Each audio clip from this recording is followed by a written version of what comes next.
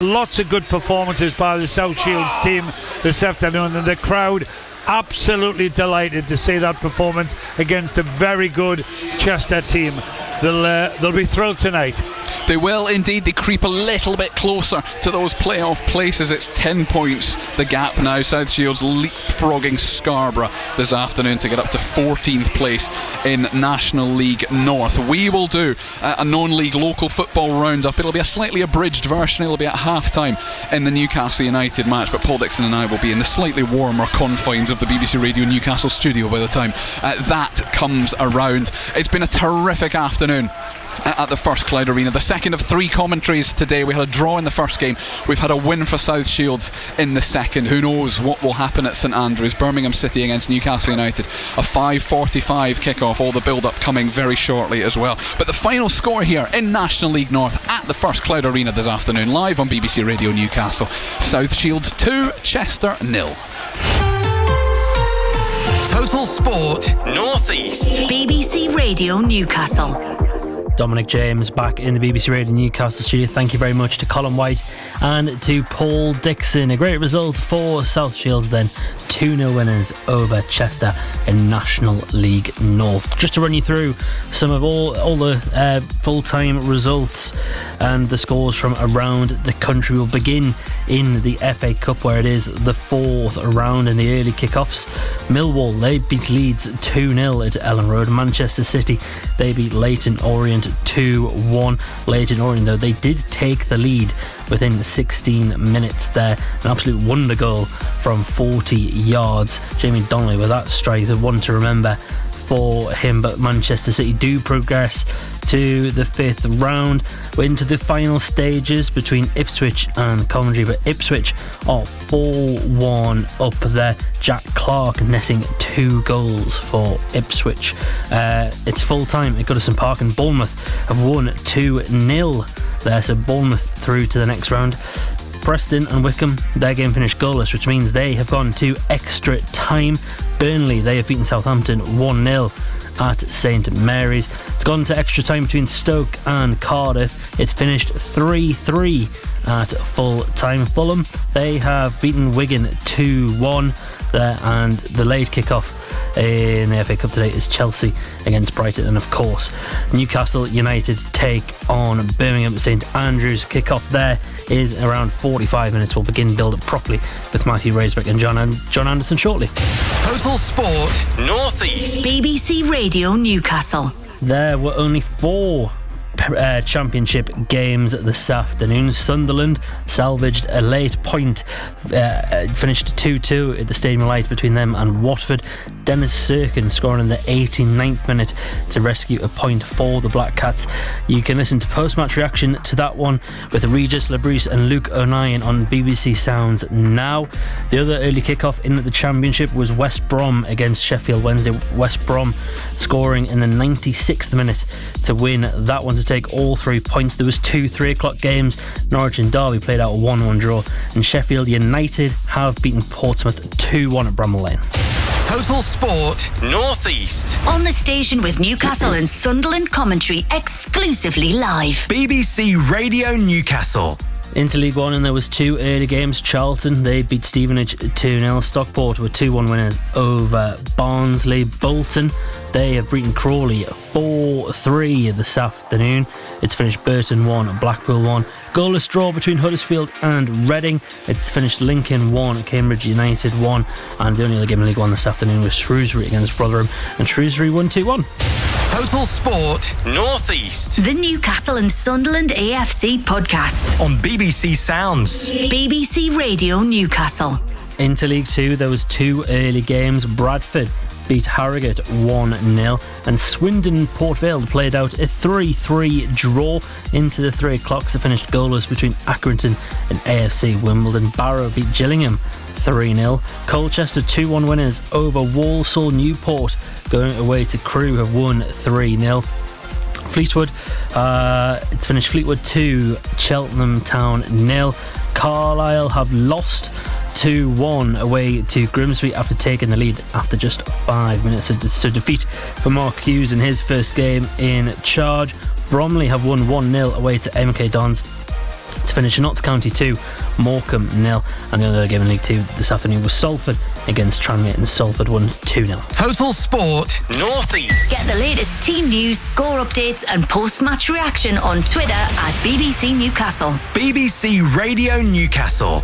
Non-league wise then this afternoon, Gateshead were away to Wealdstone this afternoon and have won 4-0. Luke Cannon scoring twice from the penalty spot in the first half, and then Jovan Malcolm scoring twice in the second half to give Gateshead all 3 points on the road this afternoon. They remain 5th in the table in the National League.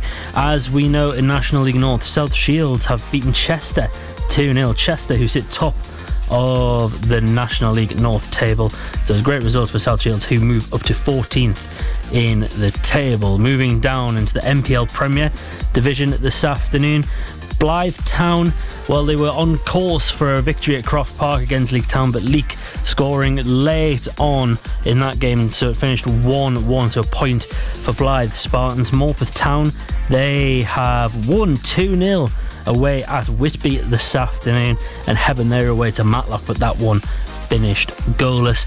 Down into the East Division this afternoon, a bit of a goal fest at Bellevue. Concert, it's finished Concert 4, Newton Aycliffe 4. Concert scored 3 goals within inside 16 minutes, and then Newton Aycliffe scored 3 to bring it back, and then moved on to make it 4-3, and then Concert scored, equalised to make it 4-4. So a bit of a goal, a bit of a thriller there this afternoon at Bellevue, but the points are shared. It's finished Ashington 2, Pontefract Collieries 2, Ashington away from home in that one. And of course, last night Dunstan away to Heaton Stan, but Heaton Stan won 1-0 at Gronsall Park last night. It's a great result for them. The only other non-league game this afternoon for us was in the Scottish Lowland League, where Berwick Rangers were at home to Gretna, and it's finished 2-2 there. Of course, we'll do a full and comprehensive non-league roundup during half-time in the Newcastle United match, and just another couple of things to keep you up to speed with before we head to St Andrews for build-up in the Six Nations earlier. Italy beat Wales 22-15, and England and France have just got underway at Twickenham. We're about 20 minutes or so in there, but it's still pointless there. Right here on BBC Radio Newcastle, it's time for us though to head to St Andrews for a build-up to commentary of Birmingham City against Newcastle United in the FA Cup, in the company of Matthew Raisbeck and John Anderson. On BBC iPlayer. Hello? From the award-winning creators of Motherland. Must be the end of days, you leaving Chiswick. Oh, I'm done with W4. Amanda is back in a new place. What is the skinny with the school? Any fun mums? Brand new Amandaland. I'd love you to meet Johannes. I'm trying to seduce your friend. Well, I'm sure that won't be hard. Watch all episodes on BBC iPlayer. Total Sport North East. The FA Cup. BBC Radio Newcastle. Still 0-0. Isak with a good help on. Gets it back from Gordon. He's in again. Oh, he's hit the woodwork. Murphy has scored. Jacob Murphy for Newcastle United. Following up after Alexander Isak cracked one off the woodwork. And maybe this goal will stand.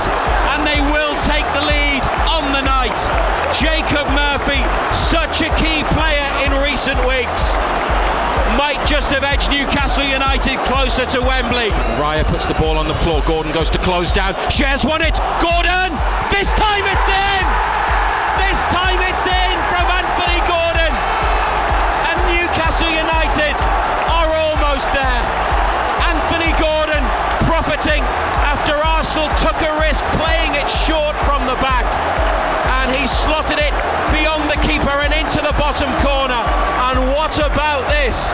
52 minutes played in the second leg. 2-0 on the night again. And 4-0 to Newcastle United on aggregate. They have done it. There's going to be another Wembley weekend, because Newcastle United are into a second League Cup final in 3 seasons. The final of one cup competition, and now they look to progress in another. The 4th round tie against Birmingham, one of several hurdles to overcome before the big day. They have to try to forget about Wembley for a bit, says the manager, and focus on the here and now. Yeah, I think we have to. I think that's the biggest challenge for us now, is to eradicate it from our brain for a period of time. And when it comes around, of course, we give it our full energy and focus. But when you're playing the likes of Manchester City and Liverpool themselves in the league, Nottingham Forest, we know that we can't take our eye off those games. They're very difficult games in their own right, and we'll have to focus on each and every step before we get to the final. It was a special night at St James's Park on Wednesday, but very quickly on to the next match. More domestic cup action. Newcastle United away to the League One leaders Birmingham City in the fourth round of the FA Cup, with 9 changes made by Eddie Howe, and some big names on the bench in reserve just in case this one doesn't go the way they want it to. But still a strong starting 11 chosen by the manager, with Nick Pope back in goal, Tino Livramento, Emil Kraft, Dan Byrne and Matt Targett in defence. Captain Bruno continues in midfield alongside Sean Longstaff and Lewis Miley. William Osula comes in for only his 3rd start for the club. Joe Willock is restored to the 11, potentially on the left-hand side, and Callum Wilson plays at centre forward. His 6th appearance of the season came on late against Arsenal, and this is Wilson's first start since May, when he scored in the 4-1 win at Burnley. And the substitutes, 2 goalkeepers, Dubravka and Ruddy, who was a Birmingham player for a couple of years until the summer when he joined Newcastle as a free agent. Trippier, Cher, Tonali, Isak, Hall, Murphy and 17-year-old academy striker, Newcastle-born Sean Neve. That's how Newcastle United look here at St Andrews on a damp and chilly night in Birmingham. John Anderson, we expected changes, and he's changed most of the team, but that's still a team that's strong enough to win, isn't it? Yeah, you would think so. I mean, obviously 9 changes. Hope doesn't weaken it. Good to see Wilson back. You hope that he can get through as long as he possibly can. He's missed an awful lot of the season. Opportunities for a lot of squad players in there, you know. Sean Longstaff was a regular up there not so long ago. Now he's fighting for his place. You know, Guy Maresh starts, Dan Bourne starts. You know, it's still a strong side. Asula it's the interesting one. He'd probably have to play on that right hand side, you would think. Scored a goal, of course, at St James's, putting in from that right hand side and just rifling it into the net. But look, it's a strong side. You know, we can't take these for granted, though. You know, the top of the table. Okay, it's the first division, but they've spent big money and they've got a decent squad, so it won't be easy here tonight. Yeah, and it is about the attitude, isn't it? And the focus on this. Birmingham are a good team. The people who cover Birmingham regularly have been saying to us today that they're in League One, but they don't feel like it's a League One squad of players, and they've been on a brilliant run of results as well. They haven't lost since November, and they're going to be really up for it today, so Newcastle have to be on it. Yeah, they do. Look at it. I don't think you can take any game for granted, especially when you make nine changes as well. You know, I mean, all you've got to do is look at that. You look at that side, you look at that starting 11, Razor, from our point of view. You know, Matt Targett hasn't played a great deal of football. Emil Kraft hasn't played a great deal of football. Asula hasn't played a great deal of football. You know, there's boys in there who are chomping at the bit, but they haven't played consistently enough football. So if you don't go about it the right way, if you don't do things properly, you can get bitten. We've seen it before. We know what it's like. So everybody's got to be focused. Everybody's got to know their job and go and do it in the right manner. 5:45 kickoff at St Andrews, and This is a match that is televised. Normally we wouldn't direct you away from BBC Radio Newcastle, and we're not, but it is on BBC One and BBC iPlayer.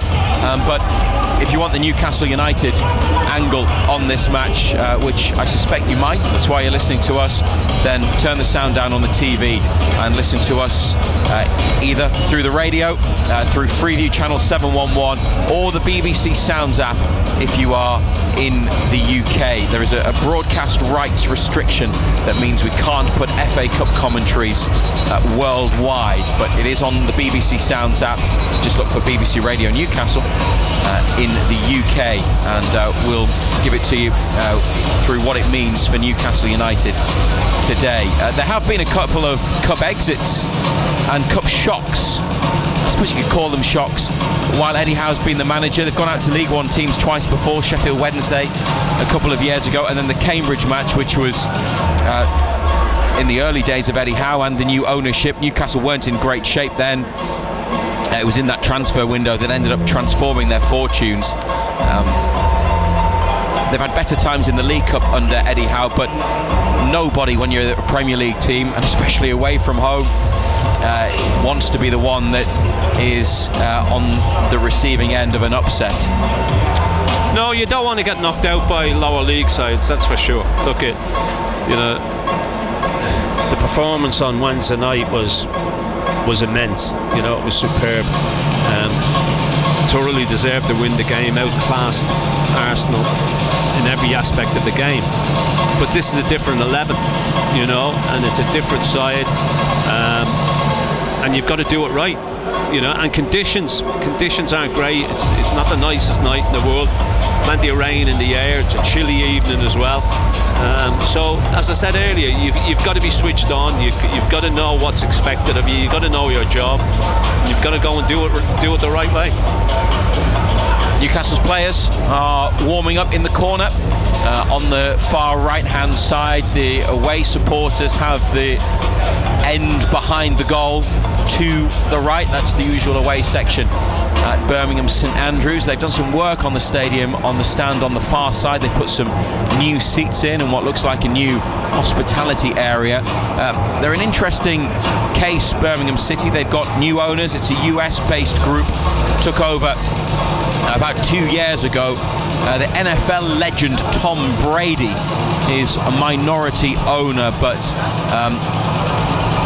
don't know quite how much involvement he actually has in the club, but it adds a little bit more sparkle to the situation at Birmingham. They're on about building a new ground on a piece of land not far from here. They're obviously aspirational, but for them this season's surely more about getting back into the Championship, as much as they would love to send Newcastle United out of the FA Cup tonight. Yeah, look, they'd love to claim our scalp, that's for sure. But I think their main objective this season is getting out of Division 1 and getting back into the Championship. They're a big club in their own right. Probably the second biggest side in this city. Mind you, there's an awful lot of Birmingham supporters would probably disagree with that. But I wouldn't say that so loudly around here. But look, it's always been a well-supported club. But as I say, that main aim and that main ambition will be to get out of the First Division and back in the Championship. If they can take our scalp along the way, I think they'd be absolutely delighted with that as well. Yeah, we'll hear from the Birmingham manager Chris Davies soon, and plenty from Eddie Howe before kick-off here on BBC Radio Newcastle. 5:45 start in the fourth round of the FA Cup. Just on the FA Cup in general, Ando, there are often tweaks made to the competition, to the schedule, to the rules. I mean, one thing tonight is the VAR situation. It's not in operation in any of the fourth round ties, whether it's at a ground in the Premier League that's equipped for VAR, or in this case a League One stadium not. Leicester could have done with it last night. Most definitely. But it comes in later. Previously, ties ties have been moved to midweek and things like that. There was an article in the Daily Mail earlier this week from our friend Craig Hope, who's the North East football correspondent and a regular guest on BBC Radio Newcastle, and he described the League Cup as I think the greatest cup competition around. Newcastle have certainly enjoyed it, and we've enjoyed watching them in the League Cup, which is a competition that now means a lot to them after 2 years ago and the run to the final this season.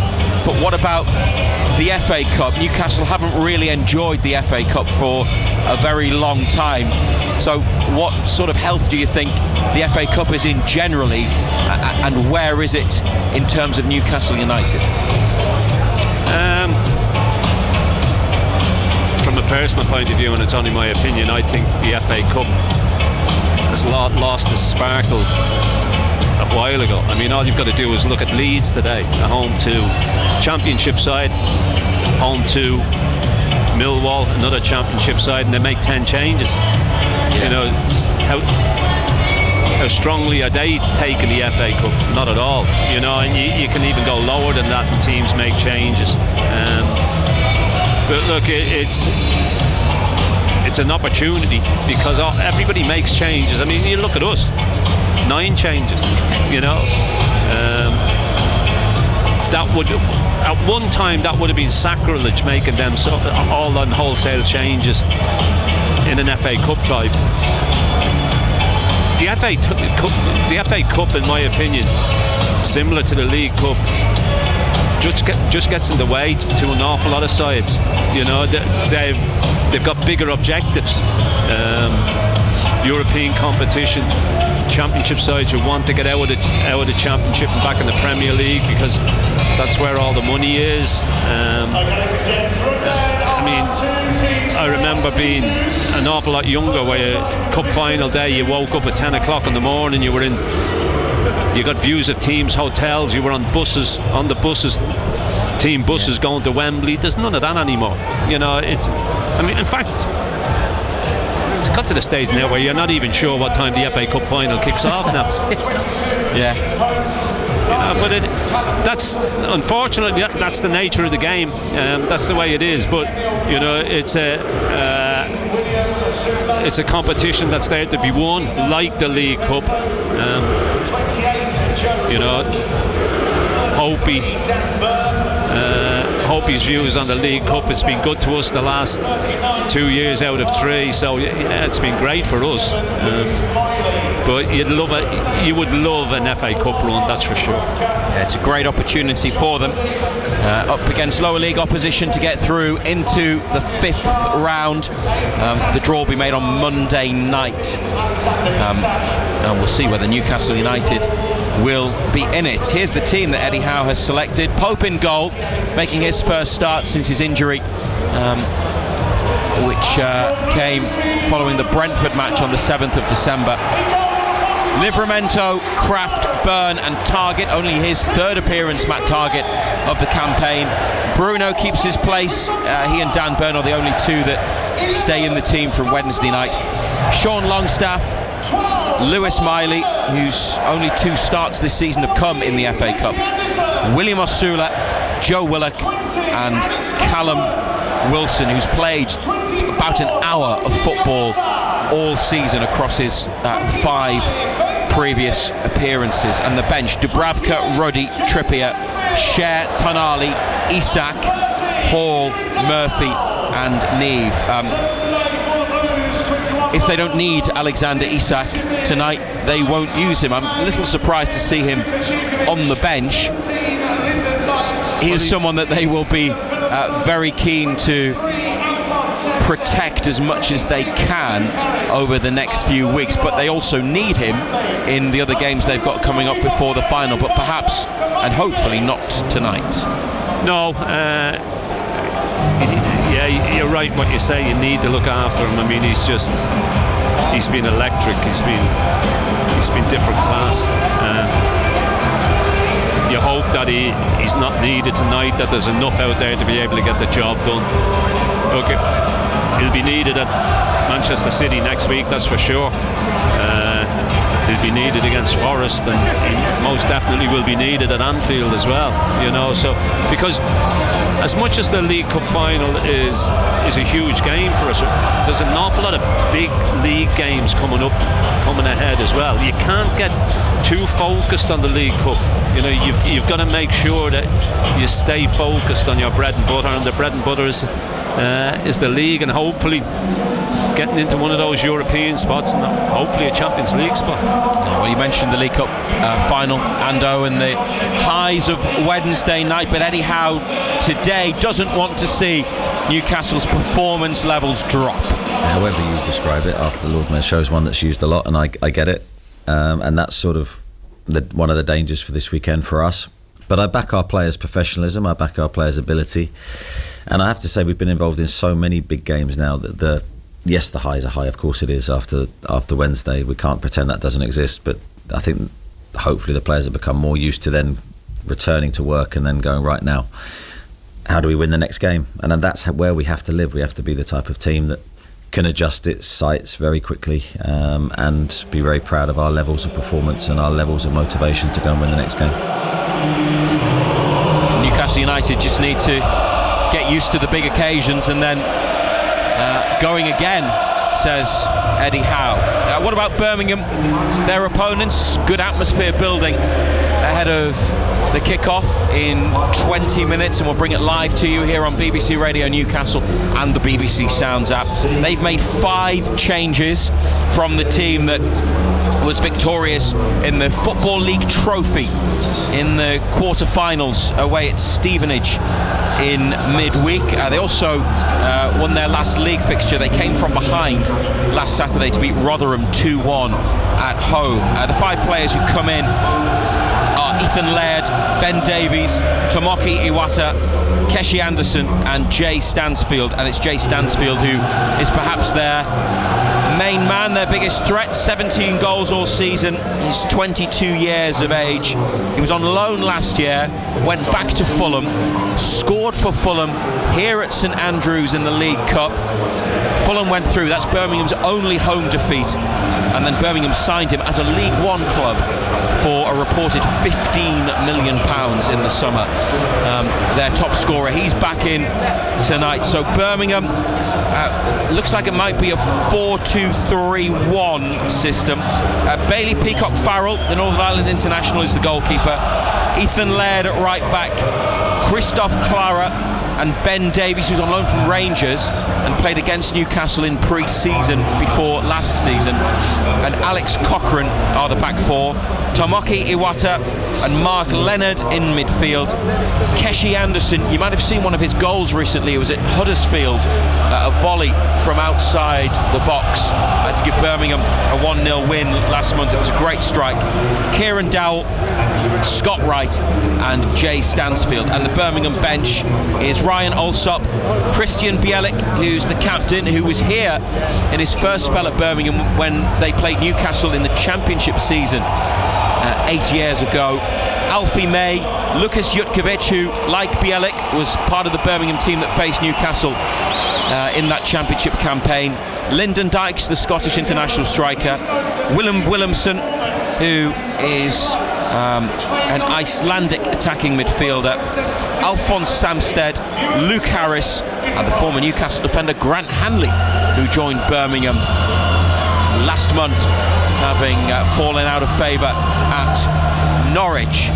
Looking forward to seeing Jay Stansfield, a young player who will surely end up, whether it's with Birmingham or somebody else, playing at a higher level. Yeah, you would think so. To be fair to Birmingham, they had him here on loan.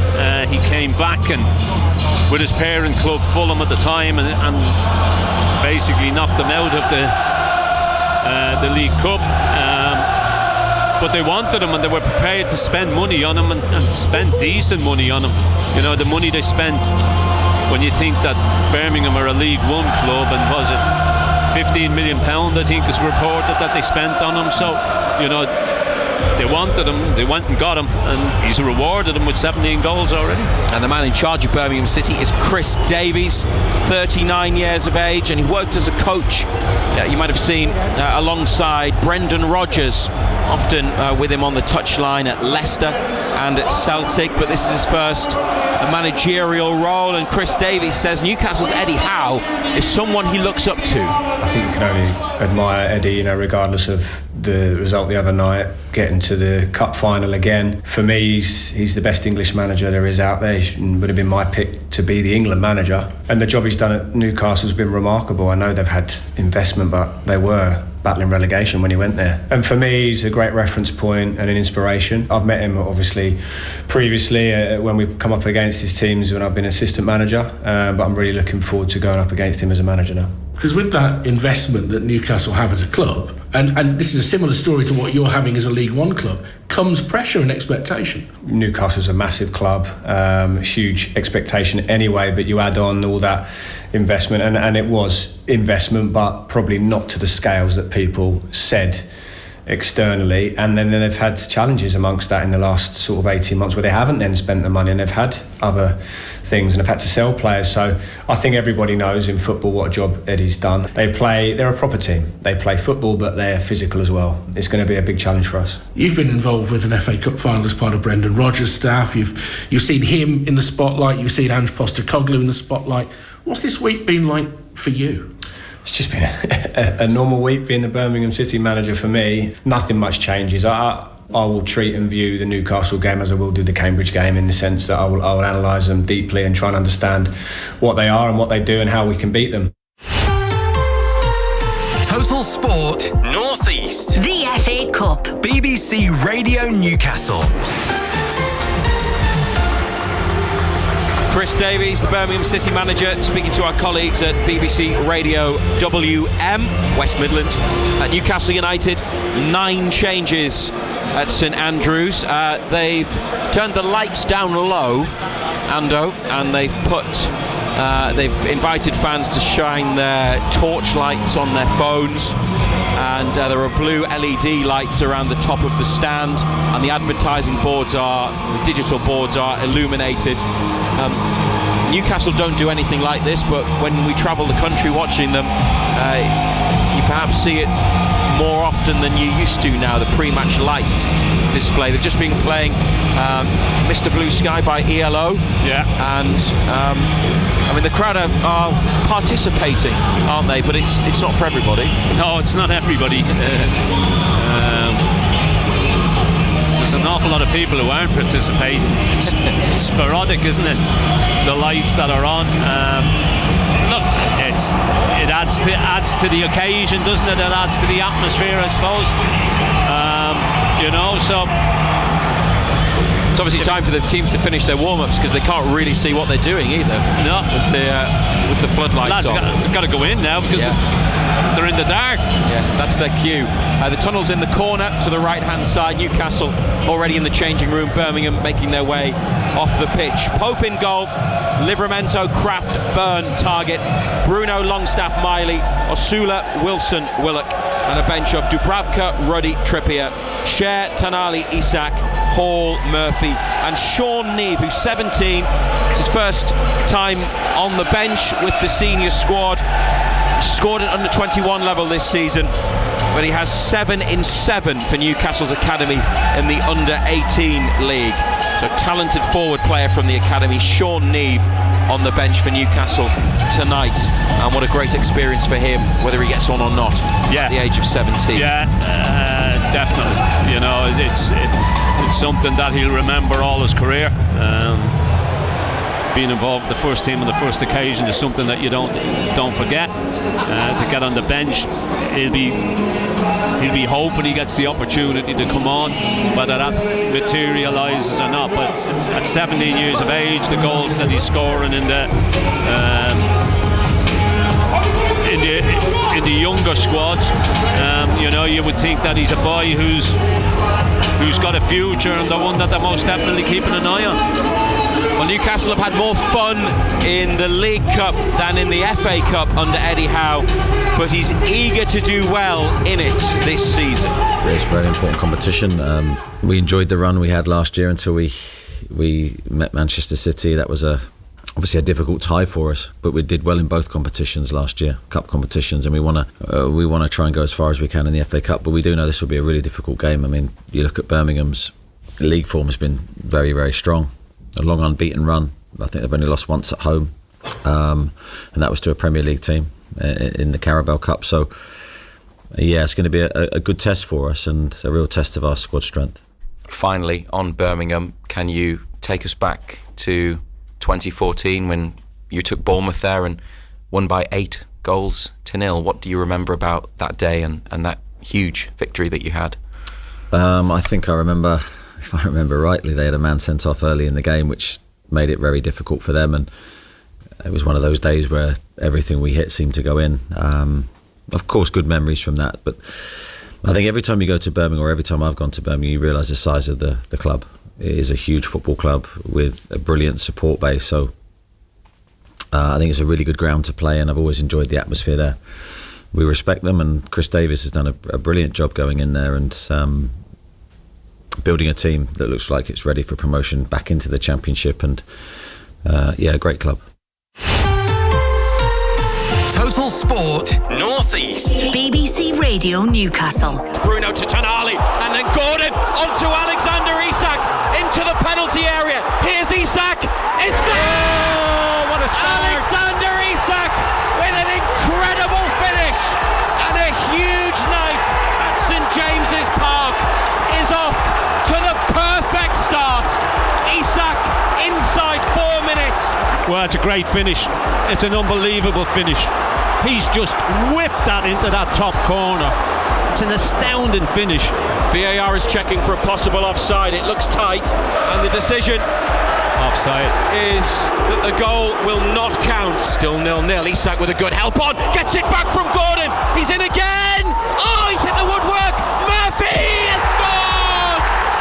Jacob Murphy for Newcastle United, following up after Alexander Isak cracked one off the woodwork, and maybe this goal will stand and they will take the lead on the night. Jacob Murphy, such a key player in recent weeks, might just have edged Newcastle United closer to Wembley. Oh, well, this is going to count. There's no doubt about that. Isak, so unlucky. So unlucky. I mean, this time it's on his left foot. Does everything right. Fortunately, he hits it at a great angle to go straight across goal into the path of Murphy, who just knocks it into an empty net. Raya puts the ball on the floor. Gordon goes to close down. Shares won it. Gordon! This time it's in! This time it's in from Anthony Gordon. And Newcastle United are almost there. Anthony Gordon profiting after Arsenal took a risk playing it short from the back. And he slotted it beyond the keeper and into the bottom corner. And what about this? 52 minutes played in the second leg. 2-0 on the night again. And 4-0 to Newcastle United on aggregate. Game, set, match. Pack your bags, go home. Get your rail tickets, get your hotel tickets.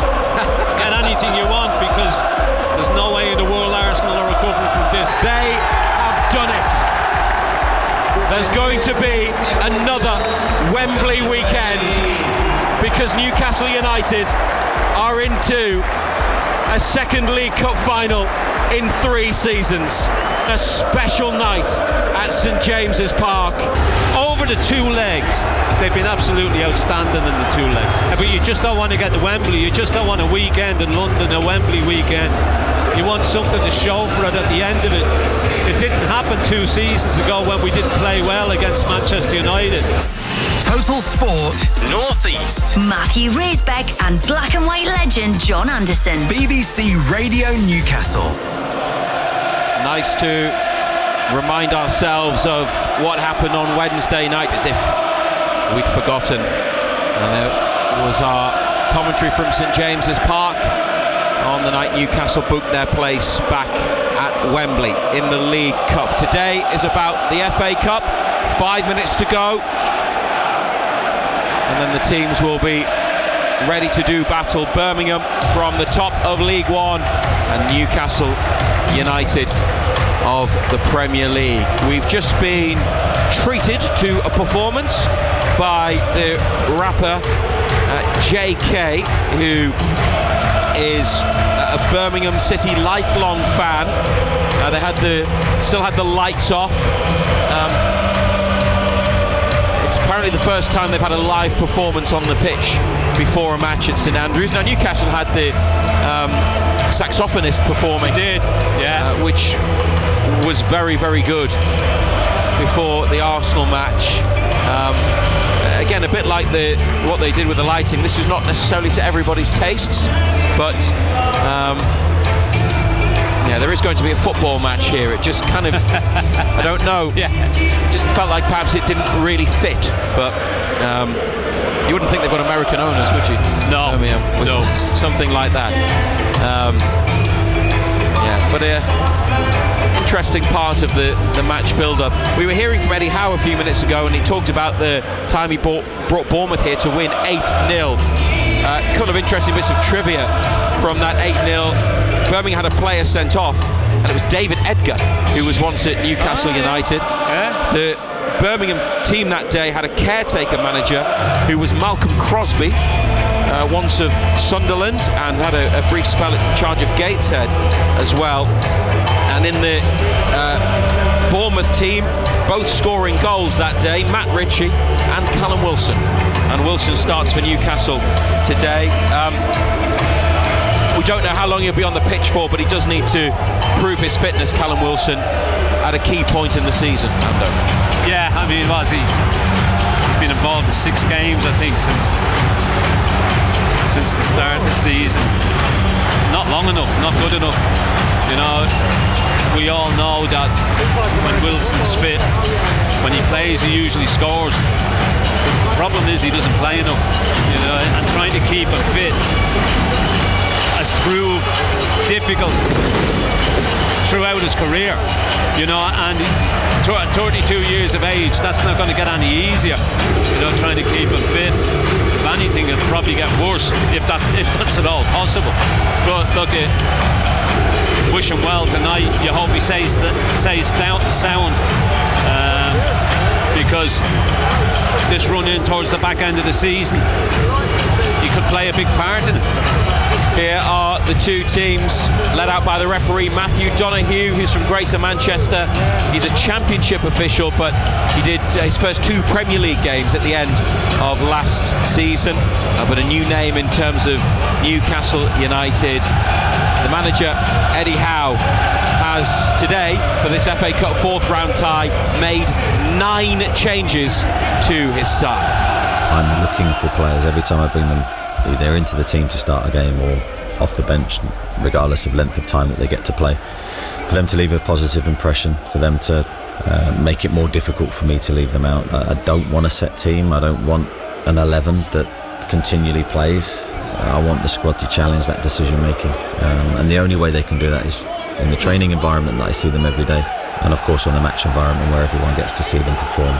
And there should be no moment where they're entering the pitch in a negative state of mind. They're representing an unbelievable football club, and they need to do the shirt and the badge justice. And there are opportunities, John Anderson, for quite a few players there, but it is a bit difficult, I think, for some of them, because taking on board what Eddie Howe says there, but a lot of these players know that probably, at least at the moment, maybe for this season, that however well they do, there are other people ahead of them when everybody's fit. Yeah, I think that's a very valid point, you know, but when these opportunities come along, you've got to go and you've got to take them, and you've got to show the manager that he can rely on you to go and do a job.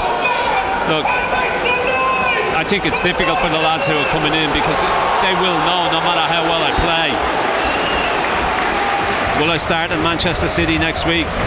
Probably not, you know, because of the way that not just the individuals who have been left out, but the side as a whole have been performing. It's very, very difficult for Eddie Howe to go and change that, you know, because they've been excellent. I mean, the 11 that started the other night, he tweaked it a bit by going with 3 centre-backs, but personnel were outstanding. But these boys tonight have got to go and show that they can do the job as well. Birmingham's team with 5 changes. Bailey Peacock-Farrell in goal.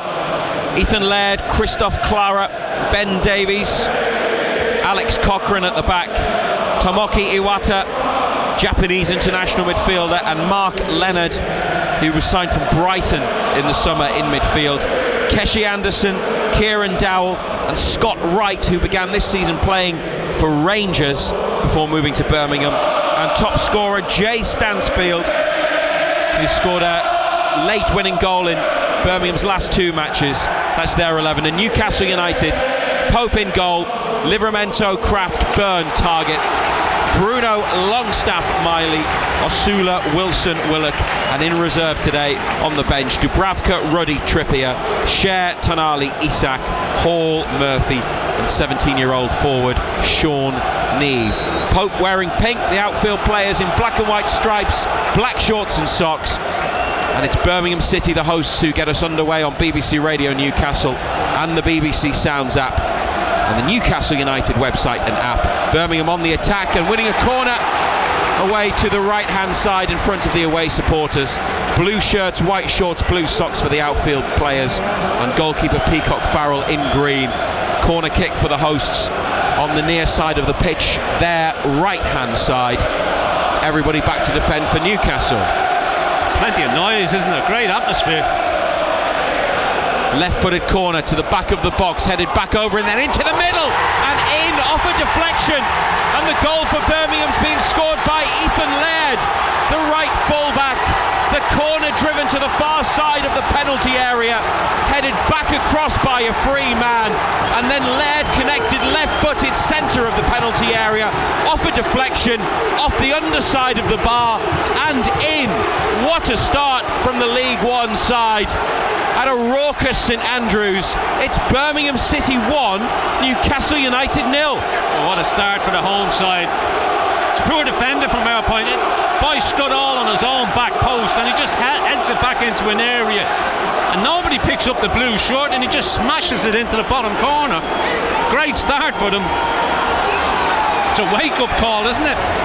Very much so for Newcastle United. Nick Pope was on his line but couldn't move and wouldn't have been able to get it anyway. Newcastle, I'm not even sure they'd had a touch apart from a header, and then the block for the corner. Birmingham starting hard and successfully with a goal. Here's Target up to Wilson, backs into his man, then gets outnumbered and dispossessed. Lewis Miley on the near side has it, looking to play it back to Dan Byrne. Nick Pope has to leave his penalty area and then put the ball into this main stand close to the corner. It's a rocky start to say the least, and Birmingham lead 1-0. Blimey.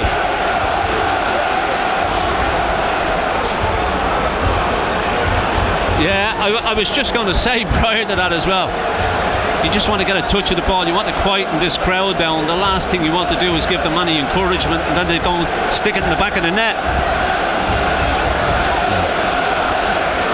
Maybe all that pre-match stuff that we were light-hearted about actually helps them. It works. Willock potentially with a foul on Laird, the goal scorer.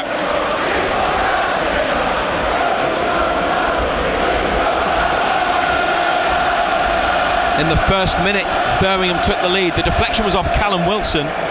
We've not been able to see it again. I don't even know who scored it. Yeah, Ethan Laird, the right back. He's just won with a good hit. The former Manchester United player. Birmingham free kick on the right, just over 20 yards out. Willock near the corner of the box, everyone in the middle, whipped over, and it's headed out by United. One back by Willock, who tries to get away up this near side, and he does. Good pace, strong running from Willock. Osula in the middle, Wilson at the far side. Willock's ball is a good one, but it was ahead of Osula, and Wilson wasn't able to get up there. He was miles behind, wasn't he? Because of the angle of the ball. Maybe if Wilson had been in the middle, it might have been different, without wanting to be unfairly critical of Osula. Yeah, but you expect Callum Wilson to be further forward. I mean, Willock gets forward. It's a great ball. Callum Wilson's not even in the penalty area. To be fair to Osula, he's busted good to get himself in there. Osula has, in the words of Eddie Howe, extreme pace, so he can certainly keep up. But it was a great ball in by Willock with his left. It curled towards the goal, but went out. And Birmingham now have it in Newcastle's half, and they are certainly full of it. Now they've put the ball out of play on the diagonal on the far side, so they've got to come back, United. They trailed early at Southampton in their last away game and found their way through successfully. Layoff by Osula towards Longstaff, right side of central midfield. Birmingham win it. And now played up towards Stansfield, tackled by Emil Kraft. He wasn't going to give Kraft the slip.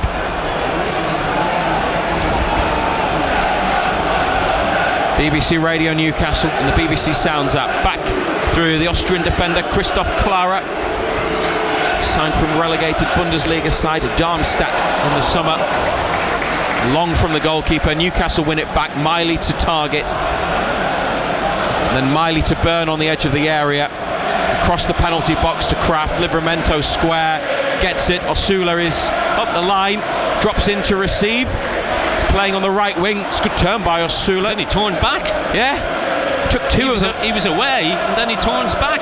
Took two players out with a nice drop of the shoulder and a turn, then went back the other way. Newcastle then gave it to Nick Pope, and his pass has gone out of play. Close to the halfway line, Birmingham take a throw. No sign of Eddie Howe. It's Jason Tyndall in the technical area. Now Howe gets off his seat. And Newcastle have won the ball back through Livramento. Level with the Birmingham box. Osula chops inside and gets taken down. Interested to see him on the right. Eddie Howe mentioned him last week in a press conference as an option for right wing, a position they don't have many natural fits for at the moment. Yeah, it's an opportunity to load the box up. First real opportunity to get bodies forward. Big Dan Burns come forward. Osula's got himself in there. Wilson's in there. Let's see if we can get a quick response. Behind to a first-minute goal from Birmingham. Newcastle. Here comes the free kick. Only Livramento hanging back. Target delivers.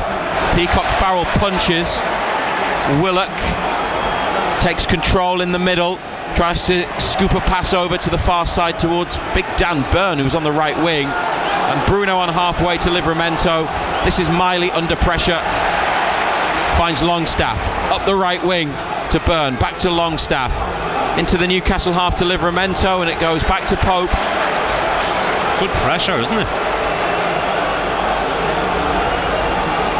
Now Livramento again. A burst forwards. Byrne on that far side couldn't keep it in.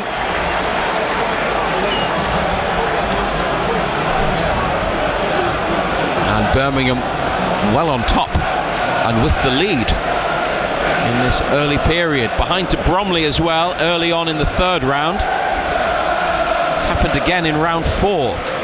Forward ball by the Blues. That'll go for a goal kick if Pope leaves it. He's left his penalty area to keep it in.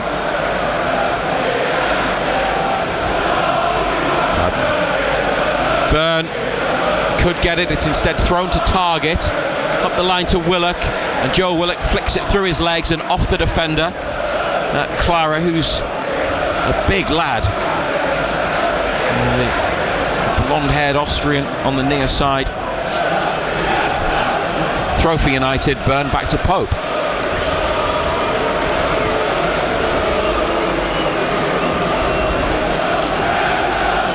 Livramento on the far touchline works his way back infield. Nick Pope then sends it long. Callum Wilson on the chase. Birmingham watching the ball. Good header from Davies. But Miley with it just in front of halfway. Now well Target. Played. Space on the left for Matt Target. Joe Willock into the penalty area. Back to Target. Birmingham make a challenge and then clear. Poor ball. Newcastle 1-0 down. Miley, nice turn. Took his opponent out of the game. Bruno left side to Willock. Infield to Target. 25 yards from the goal. On to Bruno. Back to Miley. Has to turn and go to halfway to Dan Burn. Kraft up the right wing to Osula. Couple of step overs. Then goes on the outside. They get 2 on him. Osula turns back. That's a short ball to Kraft, who keeps it for Osula, who gets it back. He looks lively in the opening period, to be fair to Osula. Now he's in the box as Joe Willock has it on the left wing. Tries to go on the outside of goal scorer Laird, who wins a tackle, concedes a throw, punches the air in celebration. Target.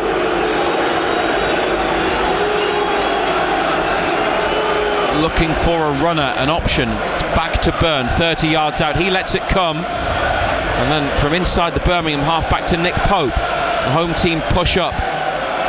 Kraft. On to Livramento. Longstaff. A rare start at the moment for Sean Longstaff.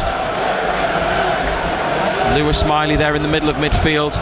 Now to Target. In behind for the run of Willock. Clara comes across to chest down, and from the corner drives it clear. Byrne watching, heads it into the midfield. Longstaff to Miley. Bruno on it. Leaves it for Longstaff. Bang on halfway. 1-0 to Birmingham. BBC Radio Newcastle. On a cold and foggy night at St Andrews. Livramento chipped in behind for the pace of Osula into the corner. No offside flag. Osula with the defender at his back, holds onto the ball, drags it away. He's done well when he's been involved so far. Osula at right wing. Now Livramento with a burst, keeps it in. Osula in the box, looks for Wilson. Scrambled clear out to the far side. Good tackle. Nice run by Birmingham. And then the move on the far side of the pitch, read by Newcastle. Miley covering. Back to Byrne. In front of the penalty area. Target to Bruno, who's left side of central midfield today. Bruno. And Miley in the middle, and Longstaff to the right. I think that's how they're lining up, isn't it? That's it. Miley's playing central. Longstaff's on that right side.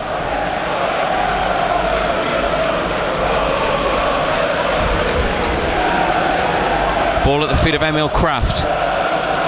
Birmingham standing off 5 to 10 yards. Livramento to Kraft near the corner of Newcastle's penalty area. It's a match that started at 5:45. Birmingham scored inside the first minute. Deflected shot from Ethan Laird. Newcastle haven't had a chance yet. Bruno under pressure, back to the goalkeeper. Pope out to Kraft, closed down by the striker Stansfield. And that'll be a throw for Newcastle. Yeah, not giving us time on it at all, Eddie.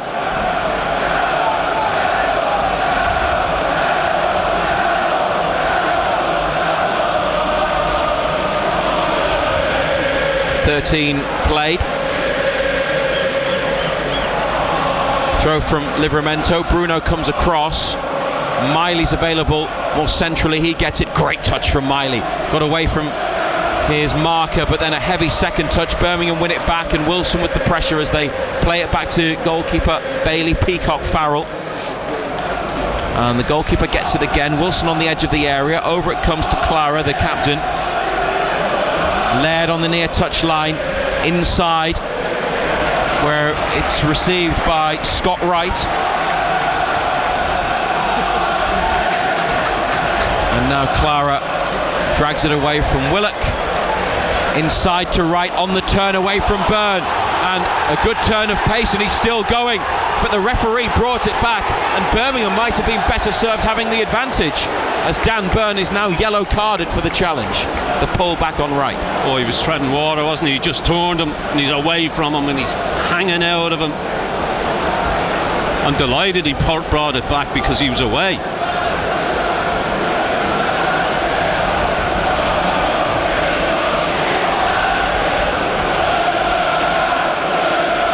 Well,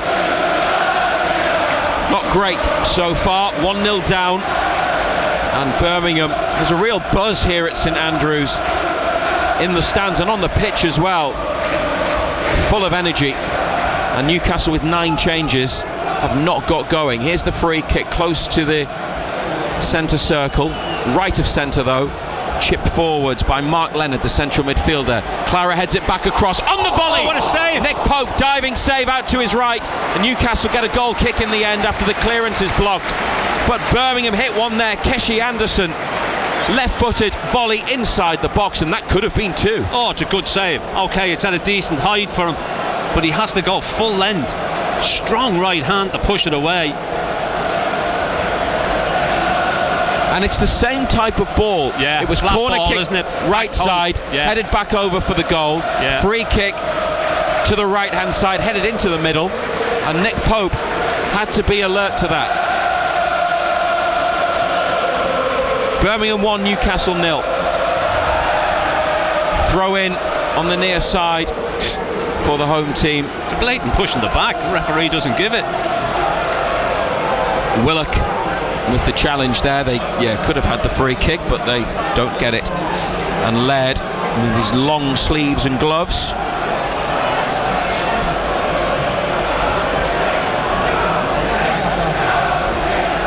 Gets it back into play. Wright's got away again, this time from Willock, just outside the area. Emil Kraft, great challenge and clearance just as the shot was about to be unleashed. Yeah, he overran it.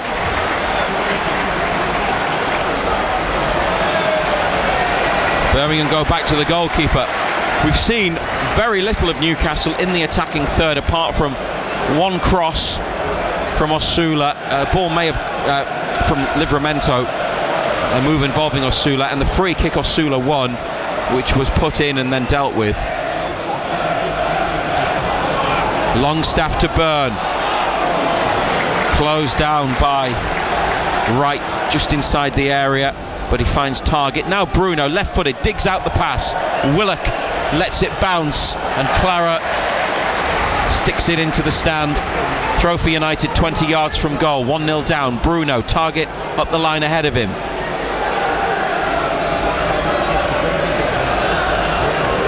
Newcastle eliminated by League One opposition twice under Eddie Howe. As a top-flight club, only Everton have been knocked out of the FA Cup by lower league teams more times than Newcastle United in history. It's happened 32 times. And Birmingham have the advantage so far. Kraft to Livramento, behind halfway. Back to Kraft. Byrne, centre of Newcastle's half of the pitch. Matt Target here takes a touch, plays it against Laird, then gets it back into middle to Bruno, fouled. If they'd done their homework on Bruno, they would have known what would happen there. Yeah. Mark Leonard with the foul. Livramento, Osula in a bit of space, receives it on the touchline, then comes in using that pace. Looked for Miley, but it's behind him. Birmingham away, Osula wins it back for Livramento.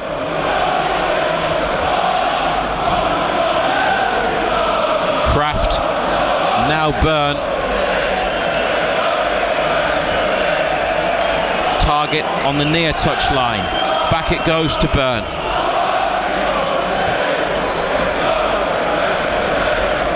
Emil Kraft in the centre circle. Target makes the run into space. The ball dropped in behind Laird. Target first time cross. Blocked by the defender who recovered. Wants to block and then a second time to clear. Bruno heads forwards. Willock looking for it. Birmingham headed away. Dan Byrne on the half volley back to Pope from inside the centre circle. Pope in the D, back out to Byrne on the near side. Osula in plenty of room if they can switch it. Byrne gets it back from Bruno. They got a target on the near touchline. Back to Byrne. Osula still with lots of room. Up the right wing. It's rolled over to Kraft. Comes to Miley in midfield, takes it on the half turn, 2 blue shirts there, he goes square to Byrne.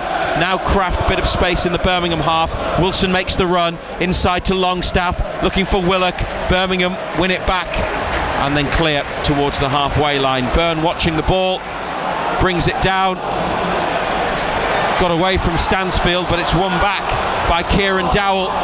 Newcastle make a tackle, and Willock on the near touchline gets a throw.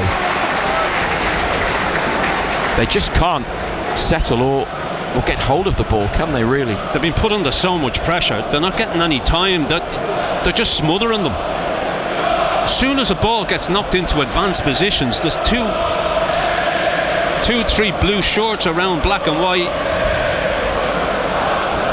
Miley to Bruno, he's got a bit of space. Wilson makes the run.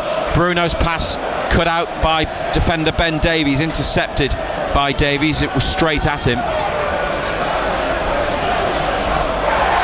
Willock with a foul on Laird on halfway. Birmingham 1, Newcastle United 0. On BBC Radio Newcastle, the BBC Sounds app. If you have a smart speaker, you can ask it to play BBC Radio Newcastle and listen to us that way. Short play out from the back from Birmingham to the edge of the box, and Iwata on the edge of the area, back to Davies, and now away again. Newcastle have it with Livramento, who gets dispossessed in the attacking half of the pitch. Anderson to Stansfield on the move up the left side. Keshi Anderson then takes control of the ball, and Newcastle, through Sean Longstaff, regain possession. Kraft now to Byrne, edge of the area. Over it comes to Target. The possession they have had has been in this sort of part of the pitch. Byrne up to Wilson, flicks it round the corner, gets away, can't get it through for Willock, but rides the challenge. Still Callum Wilson, 2 in the box, delivers the cross to the back post. Osula and Willock, what a save! Willock on the follow-up over the bar. Goal! Now, hang on, the assistant referee is flagging. Goal is given. Ball was in. The goal has been given. Joe Willock. And there's a delay from the away fans who didn't realise. Following in, Willock put it over the bar, but the effort must have crossed the line because the assistant referee flagged, and the referee pointed to the centre spot, and Newcastle United celebrate an equaliser. It's 1-1. Surely the referee's watch would... Birmingham fans don't like it, but the goal has been given. And it's Joe Willock who gets the congratulations from Newcastle United. Callum Wilson with the run and cross. Osula was there at the back post. And Willock in the middle with 2 efforts. Peacock Farrell with a stop, but couldn't keep it out in terms of the goal line. And a bizarre goal, a bizarre awarding of a goal. A long delay on the reaction from the away end. The thousands of black and whites at the other end of St Andrews didn't know for a good few seconds, but it's Birmingham City 1, Newcastle United 1. They are level, but don't deserve to be. No, strange goal. Newcastle with it on the attack immediately from the Birmingham kickoff. Willock left side. Well, what's the referee given here? Free kick. Wilson Dragon, was it? Off the ball. Joe Willock with the goal, his second of the season, after the first minute goal at Nottingham Forest that started the League Cup run to Wembley back in August. And a big lift for Willock, who hasn't quite looked himself when we've seen him in recent weeks, not at the level, the high level that we know that he can get to in a black and white shirt. No, he hasn't been at that level. Hopefully the goal gives him a bit of belief.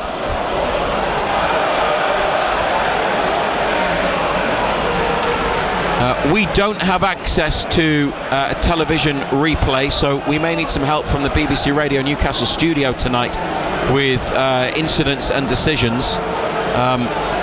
There are TV screens in the commentary position at Birmingham as Newcastle lose it on the edge of the area. Stansfield tackled by Bruno, cleared across the penalty box, kept alive by Anderson on the far side. I tell you what, they've targeted Dan Bourne, haven't they? Yeah. Burn, one of two players kept in the team tonight by Eddie Howe, to throw on the far side. Every time that ball's knocked back to him, before he even has a touch, they're swarming at him. It's in midfield and now back to halfway from Birmingham. There are screens above the commentary position next to the camera gantry, but they're showing Sky Sports News, which is no help to any of us. Here are Birmingham up to the edge of the area and a shot straight into the gloves of Nick Pope. But I've just received a couple of messages from Newcastle fans suggesting that it may not have been over the line from Joe Willock, but we don't know. We haven't seen again, so you'll probably know more than we do, unless our studio can help us out. Well, sometimes it's better being lucky than good.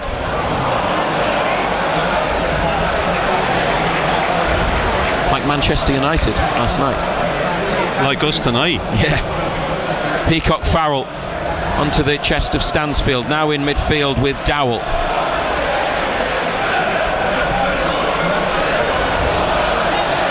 Dan Burn to Nick Pope.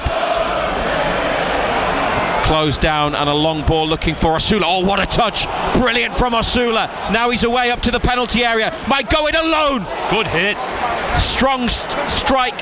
Strong save from Peacock Farrell. Osula keeps it going. Longstaff, clever through ball. Livramento. Willock.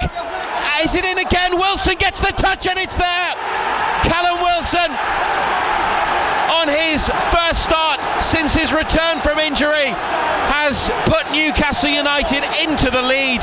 Another scramble in the 6-yard box. Osula with a brilliant run and shot, recycled by Longstaff. Livramento's cross. Willock couldn't finish. Osula had another go in the centre, and Wilson stabs it over the line for his first goal of the season, his first since May. A really strange FA Cup tie. It's been all Birmingham, and Newcastle have scored 2 scruffy goals to turn it around to lead. Birmingham City 1, Newcastle United 2. Well, that was bouncing all over the place. I wasn't too sure who put it in again. It was ricocheting everywhere, but whatever way, we're in front.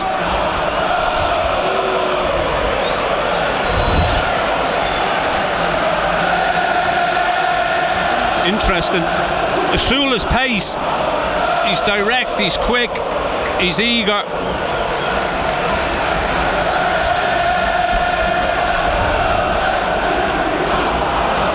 Well, Wilson has his name chanted by the away supporters. It's been a bizarre night. It's been strange.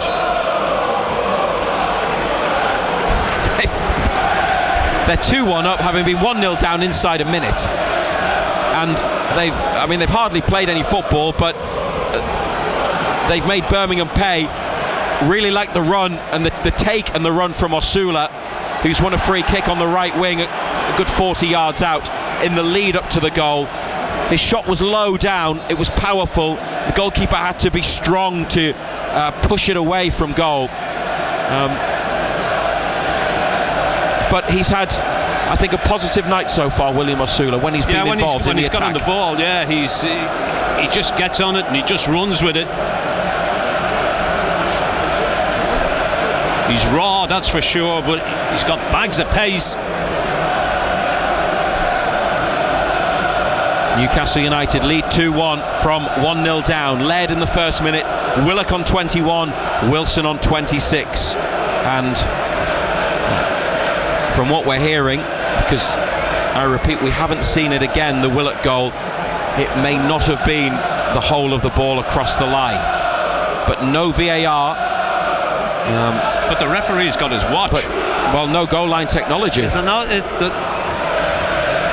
the goal line technology not still, is that not still in place? No, because it was given by the assistant who alerted the referee to the possibility, or what he felt was the reality of the ball being over the line. Then the referee pointed to the centre spot. So back to the old-fashioned way of doing it, the traditional way of doing it. Here's Willock in the corner on the left. Newcastle looking to go further clear of Birmingham.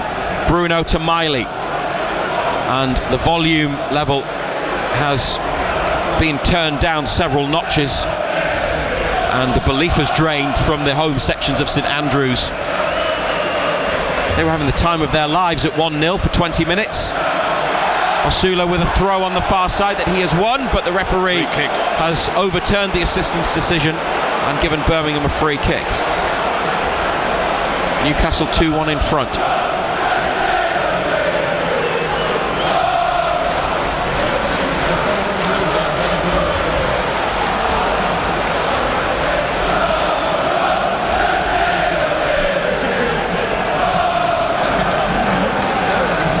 Peacock Farrell leaves his penalty area. They brought him in from Burnley last summer, another big signing for League One. Played against Newcastle for Burnley in the Premier League before, Bailey Peacock Farrell. He's from Darlington, so a northeast lad. Osula on the far side after Peacock Farrell's free kick was headed away. Birmingham battling for it. Newcastle through Miley under pressure. Play it up towards Wilson. Chips it up, takes it out wide. Still in the United half. It's gone for a throw, but it's a Birmingham ball. Isak, Trippier and Tonali sent by Eddie Howe for a jog up the touchline. Our non-league football roundup will follow at half-time here on BBC Radio Newcastle. Earlier today we brought you commentary from South Shields in their match in National League North, a 2-0 win over top of the table Chester. So reaction from that. Gateshead's 4-0 win in the National League this afternoon away from home at Wealdstone, and Sunderland in our first commentary at lunchtime on BBC Radio Newcastle. Late equaliser to draw 2-2 at home with Watford. All that and more during half-time from St Andrews. Not a lot of play over the last 30 seconds. Newcastle with a throw at right back. Livramento towards Kraft in the corner. Bruno up to Osula. Takes it and spins, holds off his man. He's done really well again, Osula. Outnumbered there, but gets back up, wins the ball, wants a free kick and gets one. Enjoyed his performance so far, William Osula. He looks up for it, and fullback's just getting far too tight to him and just getting rolled all the time. Gave him the slip, didn't he? But he's got the pace to do that and the quick feet.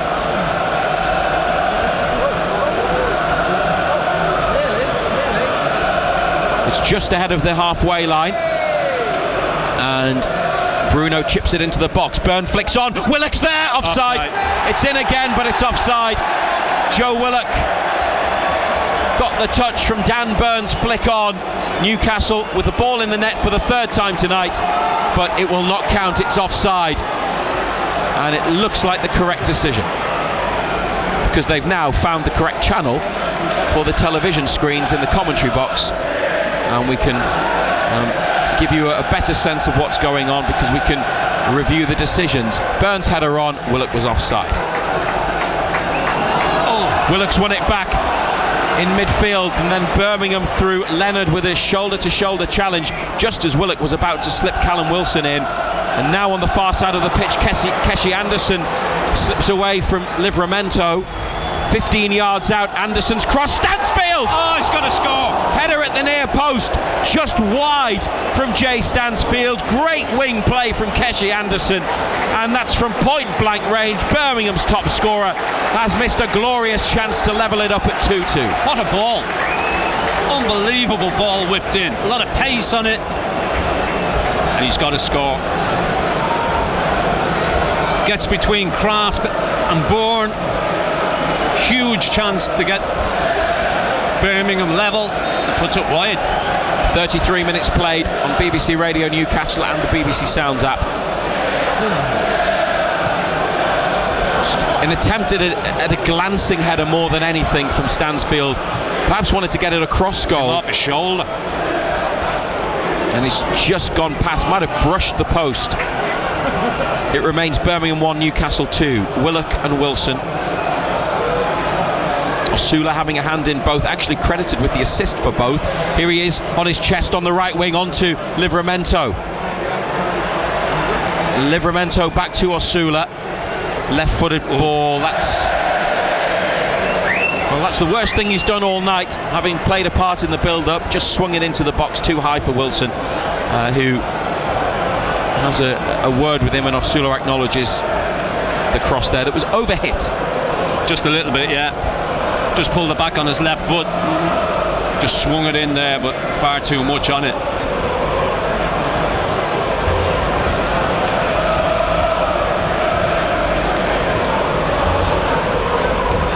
Birmingham goalkeeper Peacock Farrell into the Newcastle half header from Byrne. As they're a League One team, they started the FA Cup campaign in round 1, so this is their 4th tie of the season.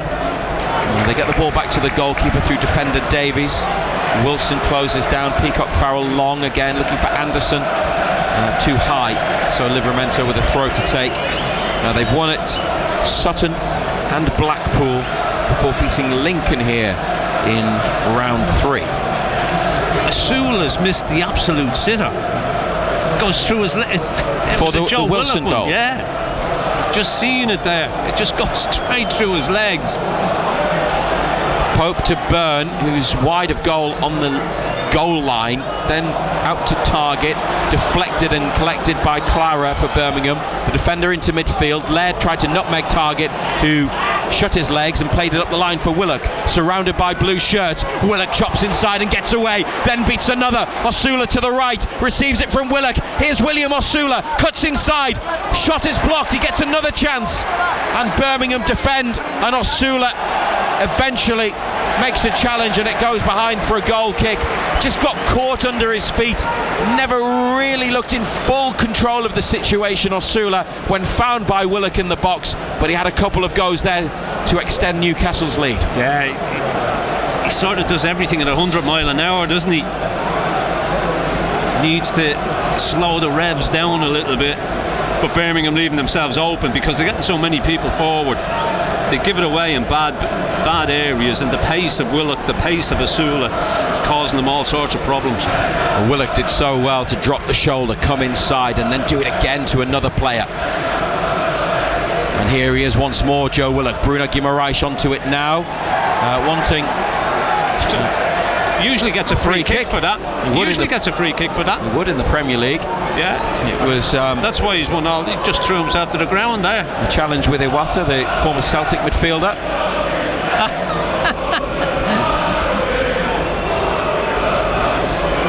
They were 1-0 down, Newcastle, in the first minute, but they now lead 2-1.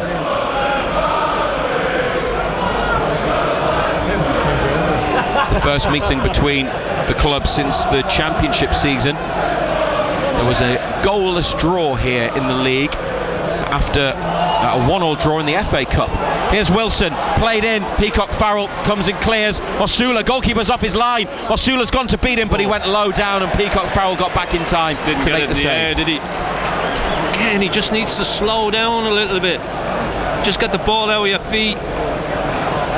He's been involved in a lot, William Osula, on his third start for Newcastle, 14th appearance in all.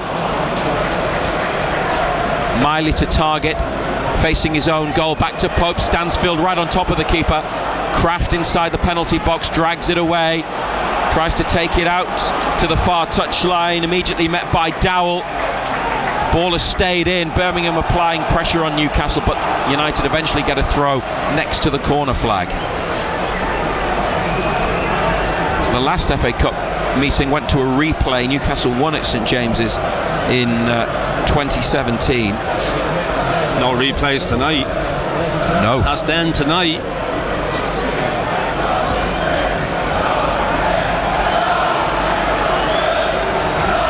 They lead. Header out of play from the throw up the line, so Newcastle with another throw in, closer to halfway. This time Krafters backpedaling into the corner.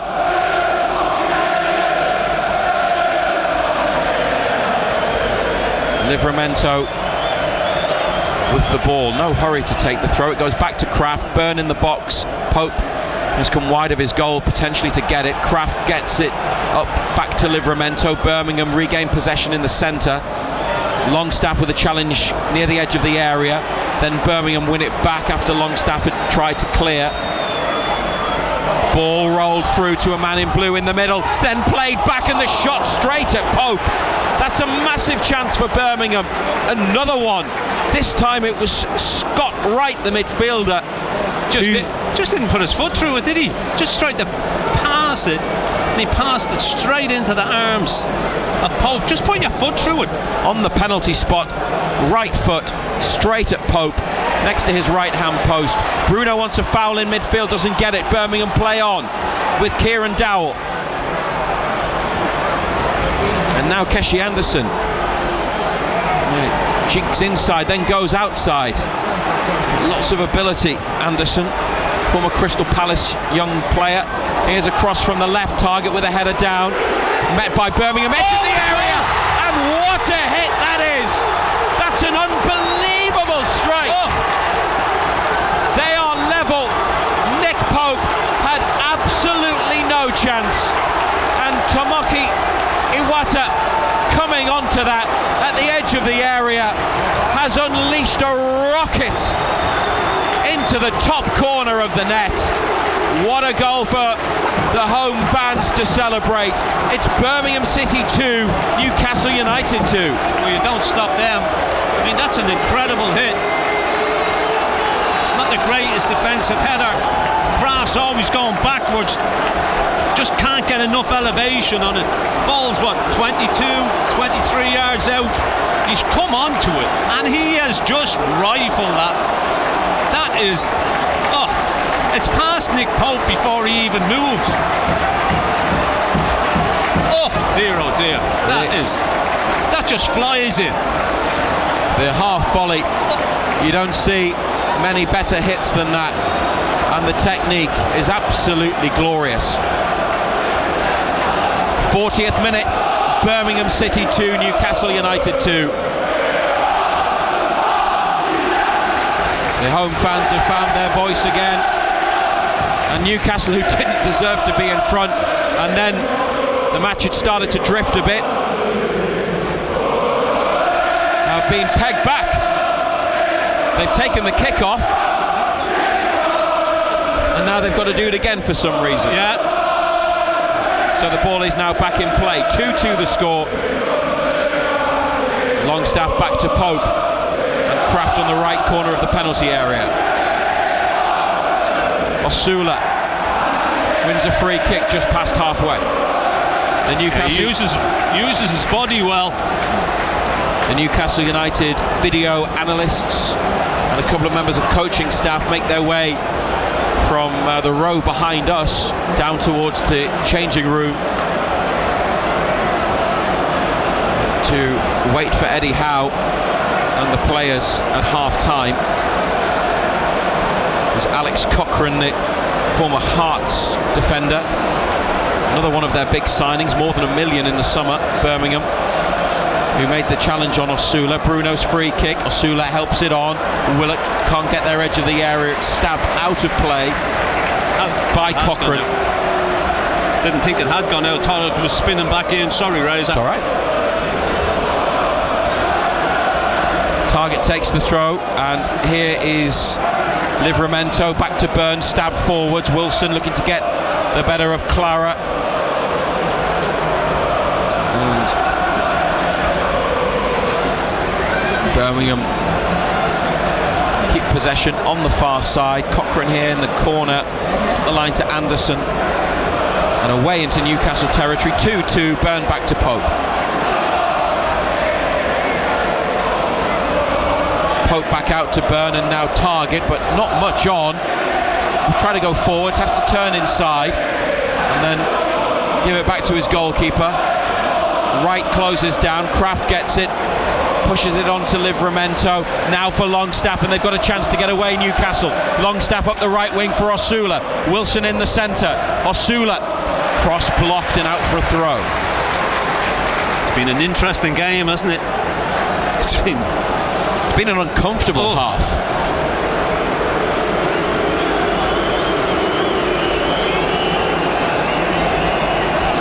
But what a goal from Iwata to make it 2 apiece.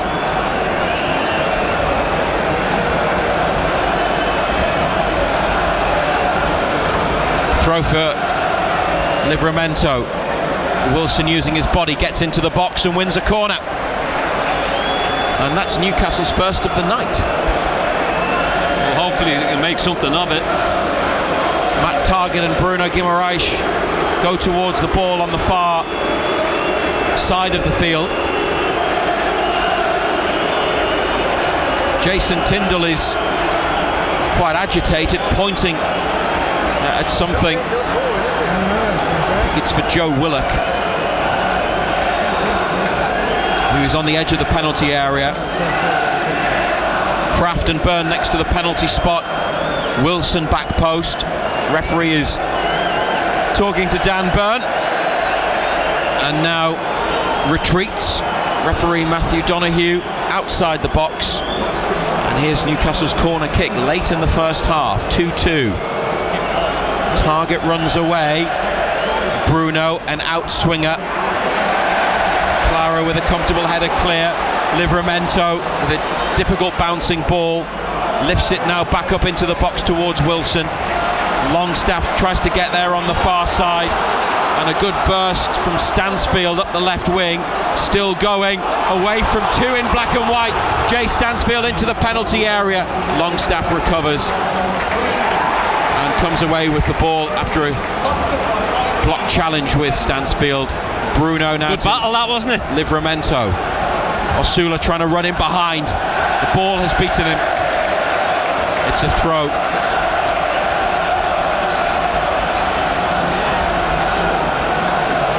A good run by Stansfield, wasn't it? Took two of them on. BBC Radio Newcastle, live from St Andrews. Birmingham scored early, Newcastle led 2-1. And then a wonderful equaliser to level the scores from Iwata after Willock and Wilson had turned it around. Livramento with a header clear. Miley with a header on halfway. Bruno into a challenge. It's tight on the far touchline. Emil Kraft wins it back. Osula dispossessed. Then he wins it back. Then Birmingham clear, and Osula actually won a free kick. When he has made a mistake, Osula, he's made amends quickly. And now there's a problem on the far side. Osula got involved. Referee might have some sorting out to do here. There's lots of players getting in amongst it. Dan Byrne ran straight into the middle to try to break it up. I think Osula reacted to Stansfield, who made the challenge. Then two or three Birmingham players grabbed hold of Osula. Bruno got involved to pull him away, and Dan Byrne acted as peacemaker. It's not the sort of thing that requires any cards, but Osula mustn't have liked the challenge. I don't know if anything had been said to him afterwards. Well, the referee wants a word now. Yeah, he just stood away from it, to be fair, the referee. And he's going to show a yellow card to William Osula. You think, because he's reached into his pocket, or will it be to a Birmingham player? Perhaps the one who grabbed hold of him. He's calling a few by the looks of it.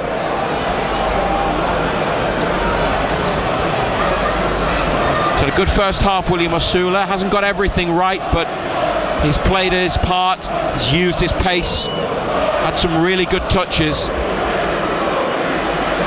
It's Keshi Anderson and William Osula. Referee Matthew Donoghue makes a note. Newcastle have a free kick behind halfway. They both get booked. 2-2. The free kick played quickly up the line. Wilson on the chase. Callum Wilson can't keep it in. Overhit from Bruno.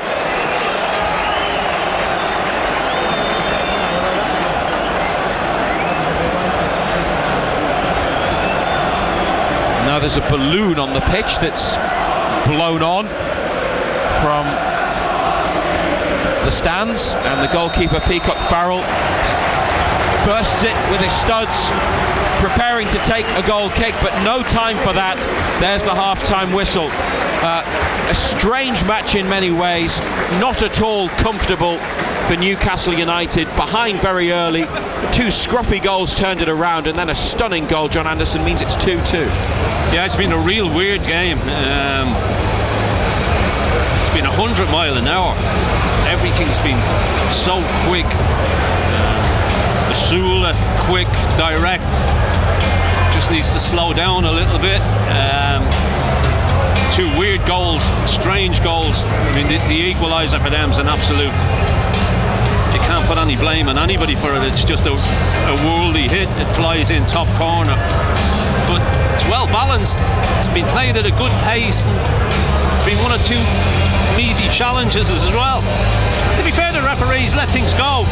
You know, he stood back from it. They'd go on and get on with it, and then took action when he needed it. But yeah, still finely balanced. Fourth round of the FA Cup, live on BBC Radio Newcastle and the BBC Sounds app. Half time at St Andrews. Birmingham City 2, Newcastle United 2. Matt Bailey at breakfast. What's the thing you were totally against and then you backtracked? Gaz, the twins on the phone. The missus, she got herself a pair of Crocs and she swore by them, saying they were really comfortable. She was trying to get me a pair and I said I wouldn't be seen dead in them, and she bought us a pair for Christmas. That's it, I'm hooked. It's official. I've been crocked. They were like Cinderella's slipper. They just fitted perfectly. Have they changed your life? Pretty much, yeah. I mean, I'm normally in my work boots, but as soon as I get in, my Crocs go on, I walk the dog in them. That's it, done. It's the U-turn that's really worked out well for you guys. Matt Bailey at breakfast. Just ask your smart speaker to play BBC Radio Newcastle. Dominic James back in the BBC Radio Newcastle studio at half-time. It's Birmingham City 2, Newcastle United 2. Joe Willock and Callum Wilson with the goals for Eddie Howe's side. We'll be back to St Andrews shortly for second half commentary with Matthew Raisbeck and John Anderson. Just a quick reminder of the other results in the FA Cup today. Millwall beat Leeds 2-0. Manchester City 2-1 winners over Leyton Orient. Ipswich 4-1 winners away to Coventry. Bournemouth beat Everton 2-0 at Goodison Park. Preston beat Wickham on penalties 4-2. Burnley won away 1-0 to Southampton. Cardiff won on penalties away 4-2 away to Stoke after it finished 3-3. Fulham, they beat Wigan 2-1, and as we just know, Newcastle 2-2 with Birmingham at St Andrews at half-time. In the late kick-off at 8 o'clock, it's Chelsea against Brighton at the Amex. It's been a busy old day, and it started with Sunderland's 2-2 draw with Watford at the Stadium of Light, and afterwards Nick Barnes spoke to the Sunderland head coach Regis Labrise. Frustration again, Regis. A bit disappointed, but we started well and we finished well. It wasn't really a surprise, the challenge we had to face today, because we knew before that this team is very powerful with many players with high pace, and I think probably it suits perfectly with our weaknesses, and we are not a very powerful team. We are well organized, but in 1v1 we were dominated often. And in that kind of situation, probably the best way to manage the situation is to work together. But I don't think we did it very properly during the first half, so we were dominated, and it wasn't a surprise. Their goalkeeper was the man of the match, so it means that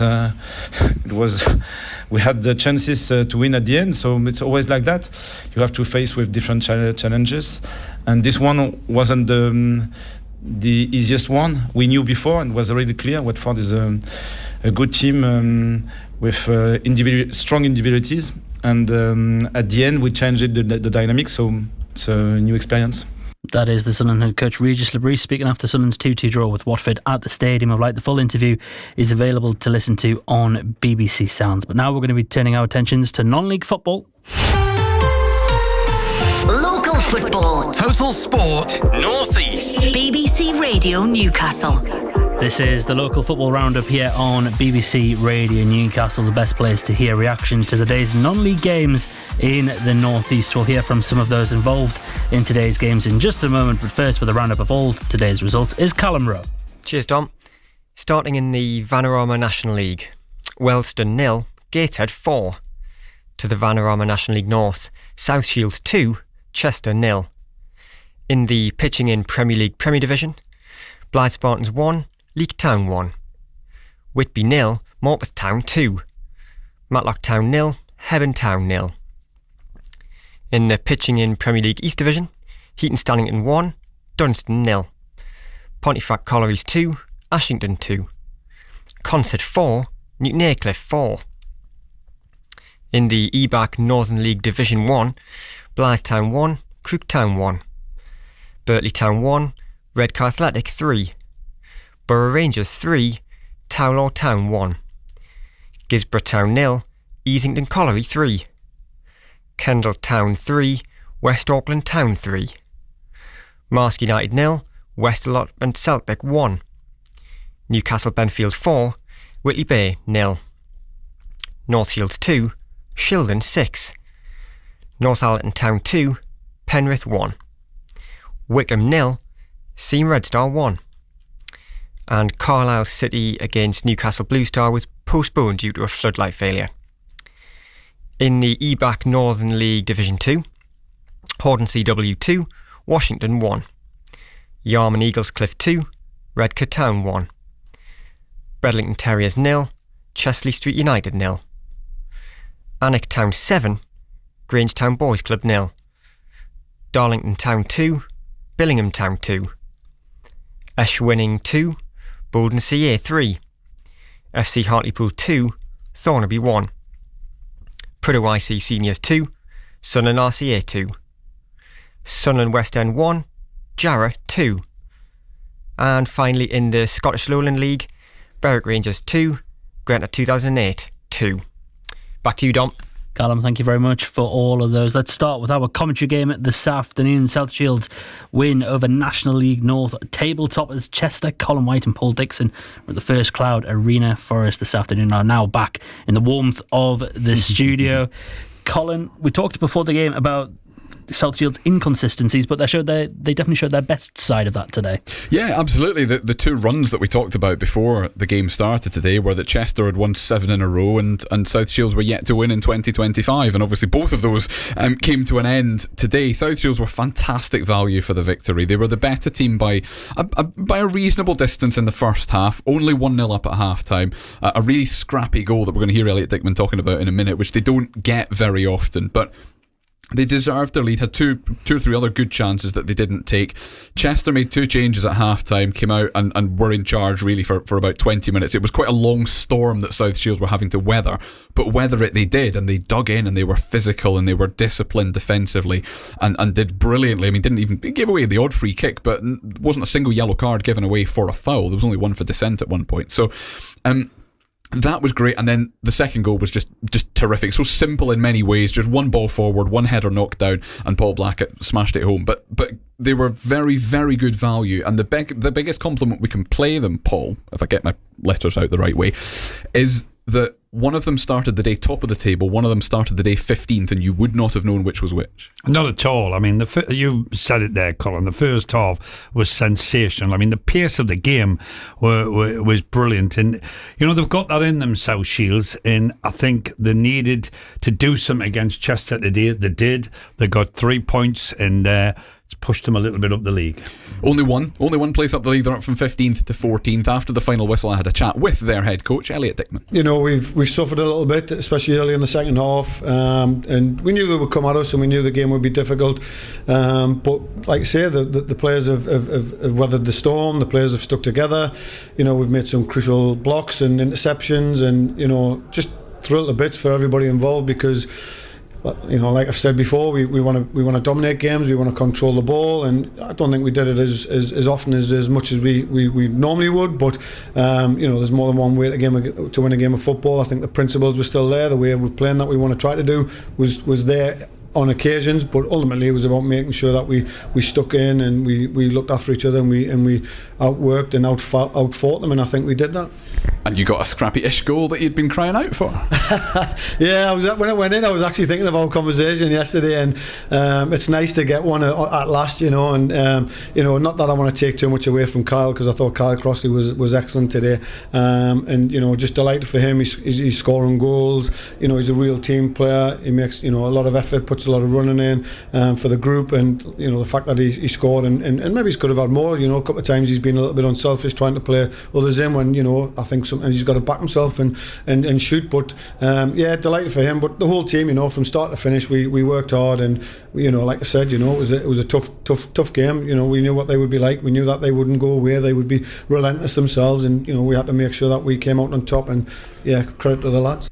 Yes, a very happy Elliot Dickman there. Let's move up to the National League then, where Gateshead recorded their first win in 6 with a 4-0 win away to Wellston in pretty horrific conditions. And I spoke to the Heed Army boss, Carl Magny, after the match. There was a lot made about the pitch on arrival. The game almost never went ahead. I really wanted to put a marker down with this game in terms of getting back to the Gateshead way. You know, our brave build-up and drawing teams on. The authentic style that everyone's accustomed to at Gateshead, because the last couple of games we've had to come away from that just to be more pragmatic and get results with all the injuries that we have. But with the inclusion of the two new boys, Brandon and Rosie, we were able to be a little bit more brave, and it was a classic Gateshead performance. But the mentality of the players to deal with the conditions as well was really pleasing. So yeah, there was a lot of elements in the performance I was pleased about.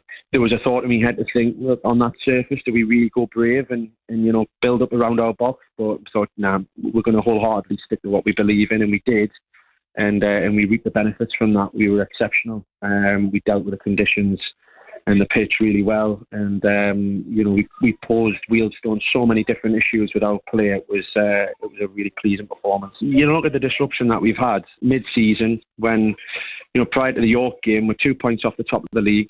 We lose 4 of our best players within the first week of January. We then have 9 injuries on top of that. So I think, like I said, Brandon and Rosie, just 2 new faces coming into the group, 2 quality players, has give the group a bit of a boost, not just mentally, but also physically on the pitch, with their quality. And it's a result that we're absolutely capable of when we have, good options available to us. And it was obviously really pleasing for the players to get them 3 points, and like you say, it does instill a lot of confidence into them. Yeah, that'll be happy coach on the way back up. Paul Dixon, just a couple of other things we quickly can mention.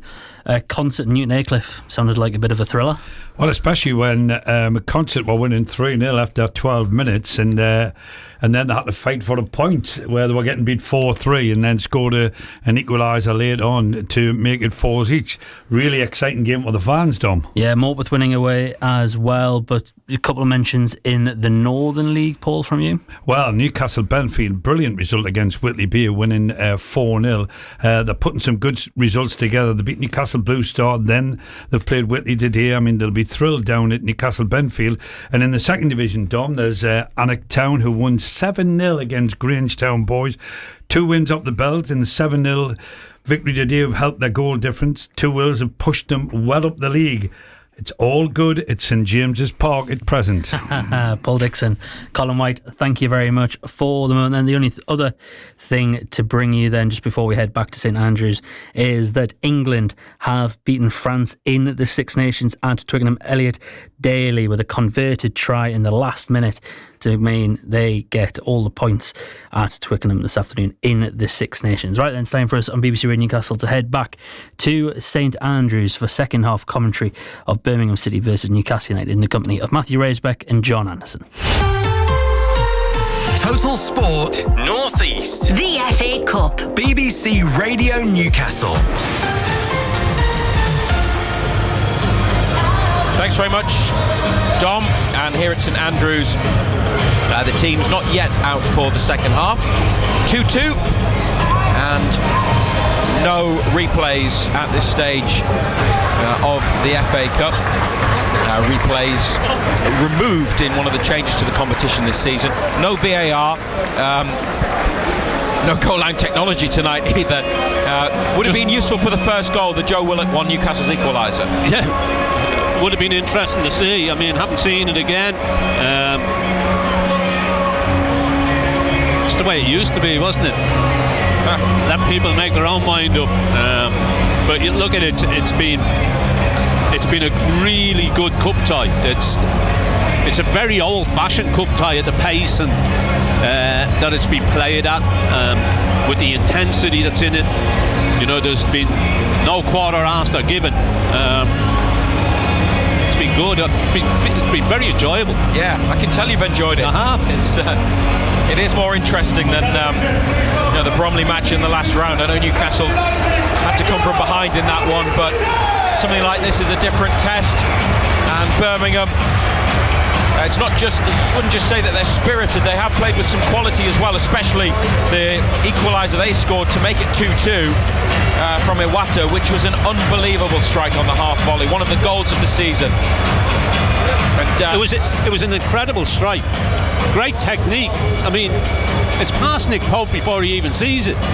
You know, you can't put any blame on anybody. The defensive header clears the penalty area 22-23 yards out, and he's just lashed it into that top Nick Pope's left hand corner. Nothing you could do about it at all. It's going to be a change. Sandro Tonali's coming on, and it looks like Newcastle are taking off. Who are they taking off? Bruno, thank you. And that may have been pre-planned because it's the captain and such a big player, and some of the big boys not involved tonight. No Anthony Gordon in the squad, for example. Isak among the players on the bench. Bruno played the first half. Tonali is on for the second half. So Pope, Livramento, Kraft, Byrne, Targett, Longstaff, Tonali, Miley, Osula, who had a good first half, Wilson and Willock. Newcastle's 2 goal scorers there, and we're underway again at St Andrews on BBC Radio Newcastle and the BBC Sounds app. United shooting towards the right, on the attack immediately. Willock to Osula, tackled at the edge of the area, and it runs for a throw.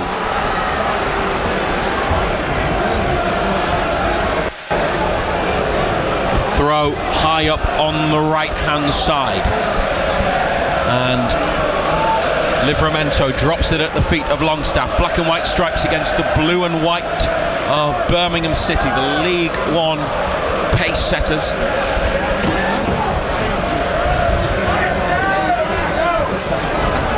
And Longstaff with Newcastle still in possession. Back it goes to the halfway line. And now up the left wing, and Targett goes backwards, having received the ball, to Byrne, and Kraft, right side of the centre circle. Targett in space, Kraft finds him, on by Targett first time to Willock, takes it back out wide. Newcastle in the final third, 2-2 on BBC Radio Newcastle.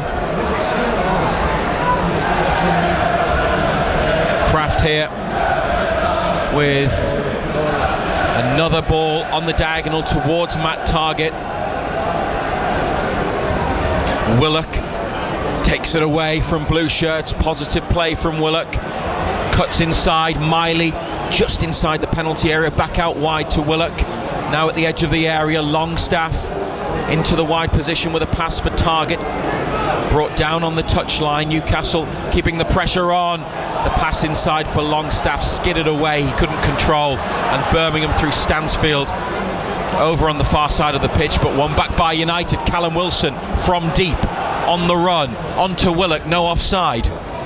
Back they go to Targett. I'll remind us of the Birmingham 11 in a moment or two. Newcastle still with possession. Tonali on for Bruno at half time. 2-2 here in the early stages of this second half. Livramento back to Kraft, closed down by Anderson.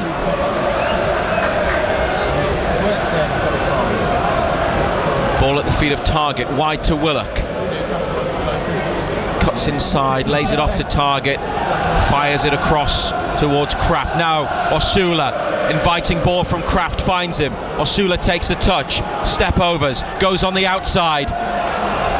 It's a cross that took a big deflection and looped up, and goes for a Newcastle throw 5 or 6 yards out on the far left hand side. Targett back to Miley, brings it forwards up the left wing.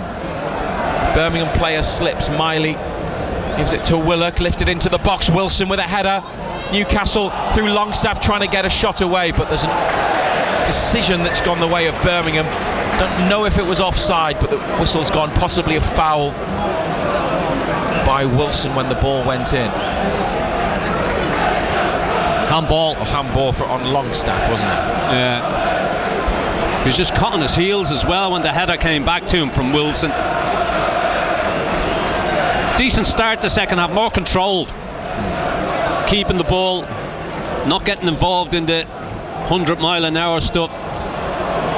And although he's not really been involved in the play yet, one thing Sandro Tonali will give them is more control and calm. Stansfield, right-hand side. Good ball across the face of goal. Livramento's there, defends it well, clears it up the line to Osula. Heavy first touch, then Osula with a foul. Banging into Anderson. They collided heavily together. Osula's heavy touch. Free kick goes the way of Birmingham on the left. Yeah, good ball played in. Wasn't nobody in the blue shirt in there though. They used a lot of energy in that first half, Birmingham. A lot of chase and a lot of harrying. You just wonder how long they can keep it up. It's 2-2 on BBC Radio Newcastle and the BBC Sounds app. Birmingham, Bailey Peacock-Farrell in goal, Ethan Laird, Christoph Clara, Ben Davies, Alex Cochrane at the back, Tomoki Iwata and Mark Leonard in the middle of midfield, Scott Wright, Kieran Dowell and Keshi Anderson, with Jay Stansfield up front. Here's the free kick to come in from Kieran Dowell. Left-footed curler. It's a good one to the back post. And Davies was there but didn't commit himself to the header. Didn't really throw himself at it, did he? It's a good ball in. To play a high line. Ball's played into a great area. They've only got 2 people in there though. Everybody else stays out.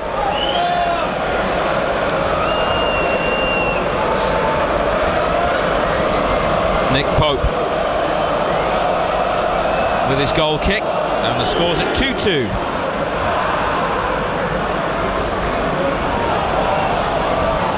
It's a throw the way of Newcastle United. And Dan Burn across the centre circle to Emil Kraft. Again, they look to the wide left position with a Kraft crossfield ball. Target ducks under the way, out of the way. Willock in the corner taking on 2 blue shirts. His cross is then blocked and it goes towards the touchline where Willock is adjudged to have committed a foul.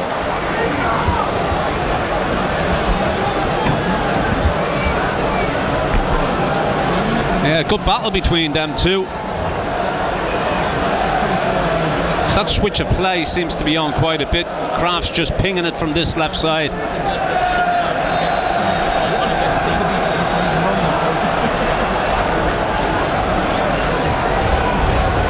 So Birmingham with the goalkeeper to take the free kick, left-footed, far side, and it curled in and then curled back out as Jacob Murphy warms up next to the touchline. You need to run around to stay warm. It's a bit of chill in that air. As well as it being a misty, foggy night. The rain is coming down at St Andrews. Light rain. A couple of challenges in midfield. Birmingham with the ball. Dowell. Nice turn. 3 black and white shirts there. Newcastle get it. Willock over the top. Wilson was just eased away from the ball by a defender, and then there was too much on Willock's pass. Wilson only recovered to get after. Birmingham go forwards up the right wing. Sandro Tonali intervenes, and from the left touchline looks for Wilson. Cochrane in the centre circle. The defender for Birmingham, Clara, back to Peacock-Farrell, and a long driven ball which is headed on by Laird. Oh, he's done superbly well and got the cross in too. Livramento there for Newcastle in the area, plays it against Anderson and it stays in the corner. That was terrific play from the fullback Laird. Anderson finds Cochrane, and now Leonard for Birmingham, the midfielder, makes his move into the corner, pass and go, and then gets it back from Dowell. Sticks in a cross, arriving at the back stick is Laird, but it's a goal kick for Newcastle. Dan Byrne might have a problem. I think there's going to be a substitution for Newcastle. I've seen him feeling his groin, you know. They kept 2 players in the team, United, from Wednesday. Byrne being one of them, Bruno the other. Bruno taken off at half-time. Byrne might have to go off here, and he's pulling the captain's armband down his... I think that's the captain's armband, isn't it? Yeah. Down Jacob Murphy's coming on. And Fabian Schär. It's going to be a double change. Sean Longstaff takes over the captaincy. Fabian Schär comes on for Big Dan Byrne. Number 5, Fabian Schär. And now Jacob Murphy is introduced in place of Callum Wilson, and that's probably sensible, Ando, given the length of time Wilson has been out of action. Yeah, you just wondered how long he could get through. Jacob Murphy. Osula will go to centre forward, it looks like, and Murphy will play on the right hand side. So Byrne, against the club he had a season on loan, or a spell on loan with, more than a decade ago, is off with what looks like a knock or a pull, and Wilson taking no chances. Scored on his first start, Callum Wilson, since his return from injury, and always with Callum Wilson, the key is keeping him fit, so don't take any chances. Yeah, he's done all right, hasn't he? He's put himself about, he's been big and strong. 55 minutes. Tonali into a midfield battle. Birmingham play the ball around him, and it's on the left with Cochrane, who loses it, skidded off his studs. Tonali with a long quick throw towards Osula. Birmingham deal with it well.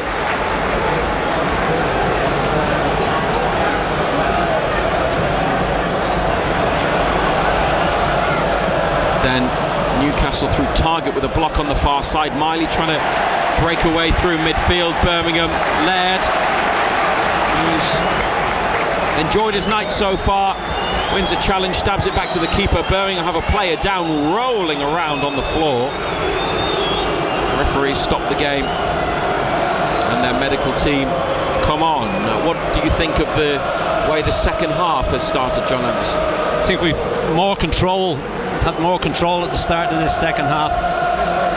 Took the sting out of the game a little bit, not playing at a hectic pace. I mean, the first half was 100 mile an hour from minute 1 to...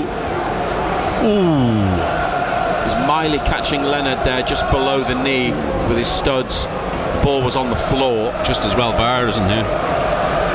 What do you think VAR would have said with that? Because he's kind of stood on him more than lashed at him, but it's a painful one. Yeah, and he's high up as well, isn't he? High up the leg. Yeah. Well, it's better without VAR though, isn't it?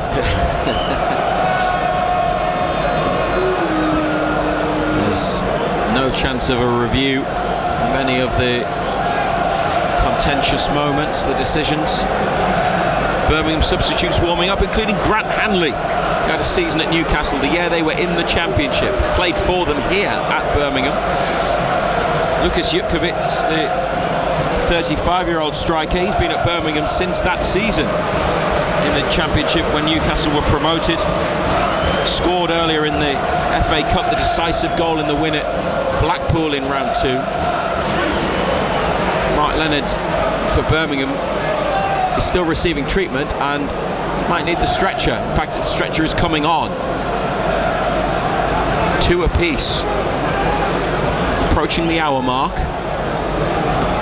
Jacob Murphy, who's just come on, and Fabian Schär have taken themselves away from the main group of players to keep warm and do some running. And this is a bad injury by the looks of things. Obviously no intent from Lewis Miley on Mark Leonard. He caught him with the studs just under the knee. When the ball was on the floor, Leonard was sliding in, Miley was on his feet, reaching into the tackle. And you can see, given the seriousness of this, with the stretcher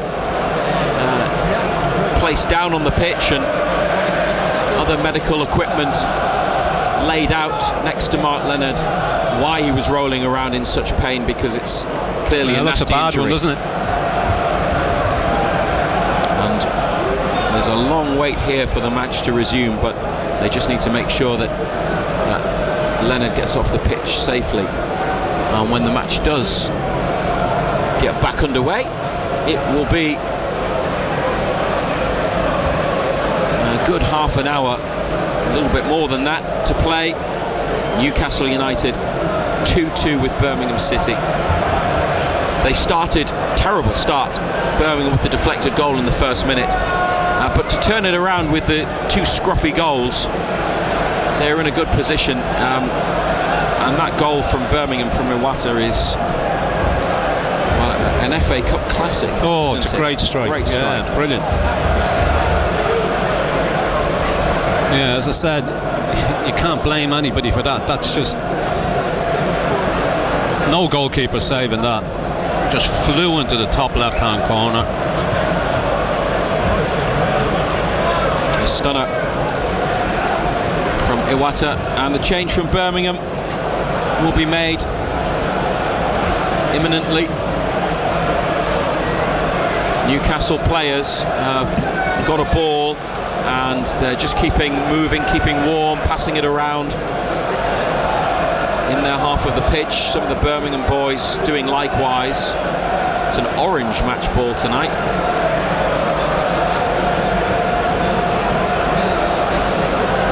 Is it the same ball they used in the League Cup? Well, it doesn't matter for Mikel Arteta because Arsenal are out, aren't they? I just ask him. Yeah. And Mikel Arteta, after the first leg of the League Cup semi-final, was asked a question, and in his answer he remarked that the match ball for the League Cup was different and moves differently, and his words have been used against him. And the Newcastle United social media pages after the second leg the other night posted a picture of the match ball in the net with the words "the culprit." That went down well with those of a Newcastle persuasion in the social media world. Mark Leonard is on the stretcher and is being carried off the pitch, and you can only wish him the very best with this injury and hope that it's not as serious as it looks. Caught in the challenge accidentally by Lewis Miley.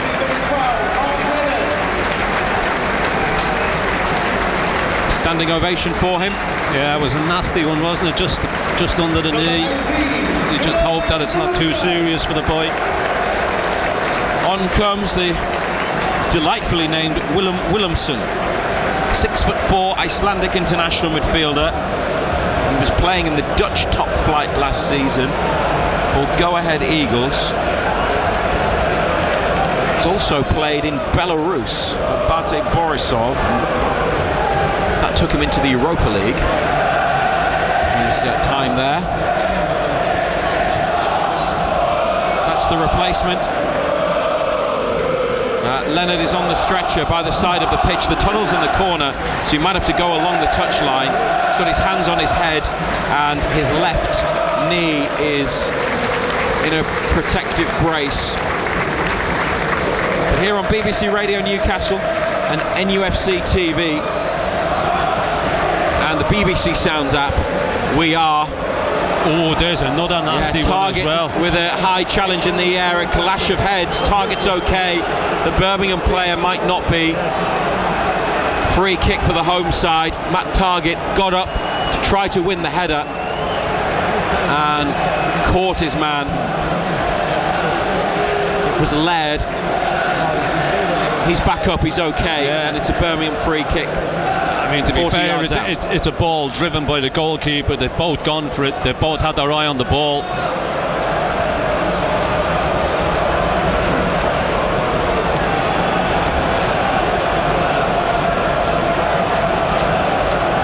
So the free kick on the right wing, it's 2-2. Dowell hangs it up. Pope comes a long way, makes a good catch, well read from Nick Pope, but not much up the pitch for Pope to hit because most Newcastle players had come back. That was a floated ball. It's the first time they've floated one.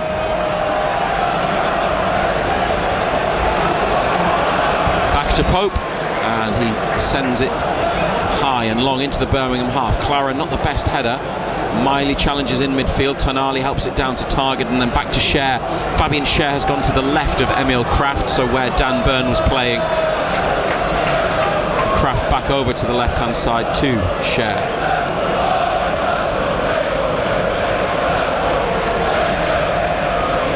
Jacob Murphy involved on the right wing. Tried to get Longstaff in the box. It's come back to Murphy from the block from a Birmingham player. Livramento here, 15 yards out, back to Murphy, inside to Tonali, on to Longstaff, flicked it on for the run of Murphy. Cochrane sees it behind. Too tight, wasn't it? Playing in tight areas.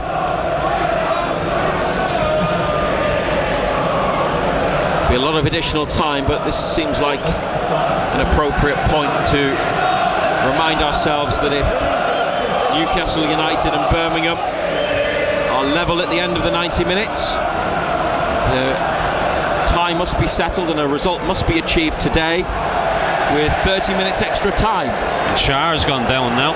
With penalties to follow if necessary. Fabian Scher, as he was trying to shepherd the ball out, caught by Stansfield. And Scher collided with the advertising board, so it's not Stansfield who had a little pull at the back of his shirt.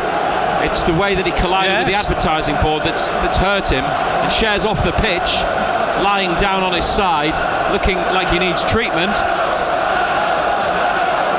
And the referee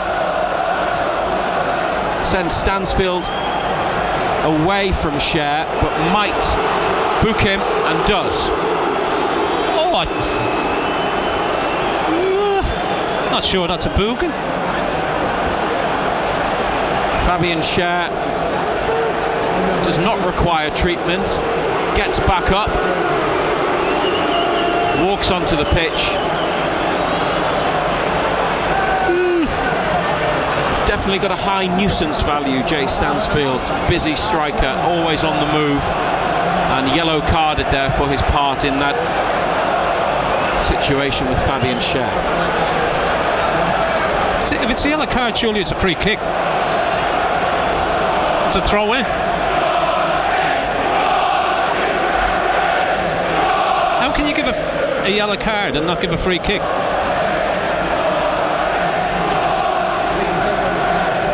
Birmingham City 2, Newcastle United 2, BBC Radio Newcastle.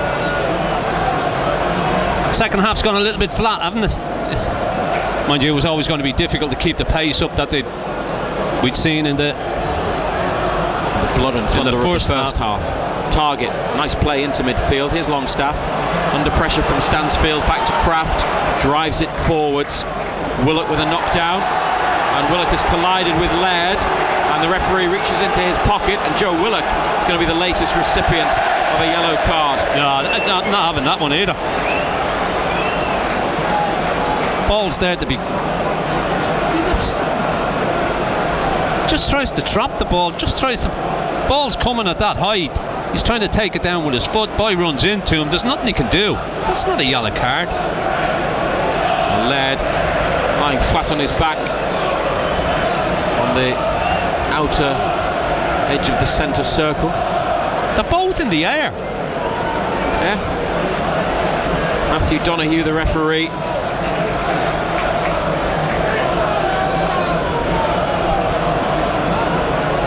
It's been busy. 2-2. Newcastle's got Alexander Isak on the bench. They'd prefer not to use him. Lewis Hall is warming up at the moment. We're playing again. Willock closes down Clara's attempted pass up the pitch. It's gone out for a Birmingham City throw. Lost only once at home this season. That was in August, Fulham in the League Cup. Here's a shot from outside the box. An ambitious attempt. Kieran Dowell. That would have been better than the equaliser if that had gone in. And that was a left-footed dipping half volley, but it got too high. Didn't dip. Yeah. Instead of dipping, it kept rising. Pope, driven goal kick through the middle. Osula climbs, but Clara behind him wins the header. Stansfield, nice take, then link up with Williamson. Stansfield on again, cleared by Cher. Willock on the left side for Newcastle, back to Sandro Tonali. Tonali up the line towards Willock, but covering is Clara, who smashes it away. And Fabian Cher runs into a bit of trouble. Williamson wins it back for Birmingham. Anderson makes the run into the box. Longstaff covering, needs to be quick. Birmingham wants a penalty. Referee says no and says offside. Whoa. Longstaff dallied and waited, and a player came in from behind Anderson to try and poke the ball away, and they both took a tumble.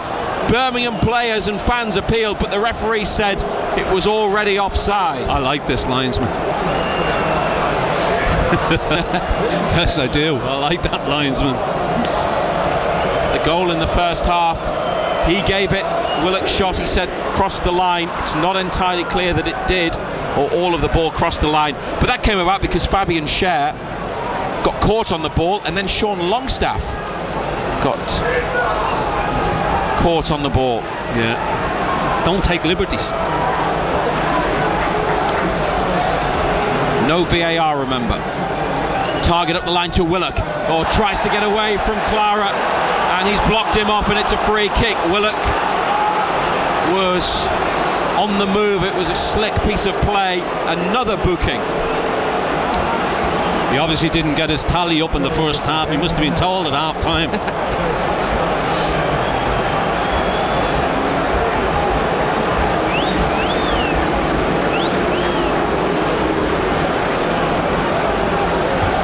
It's a bit scrappy now, this fourth round tie.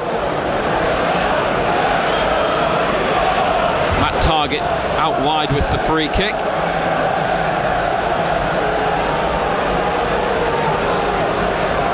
And Newcastle, no Dan Burn out there. Osula, Longstaff, Cher among the players waiting for the delivery. Target left-footed, Birmingham head away, and then driven back in when it comes to Jacob Murphy in the box. He has a try.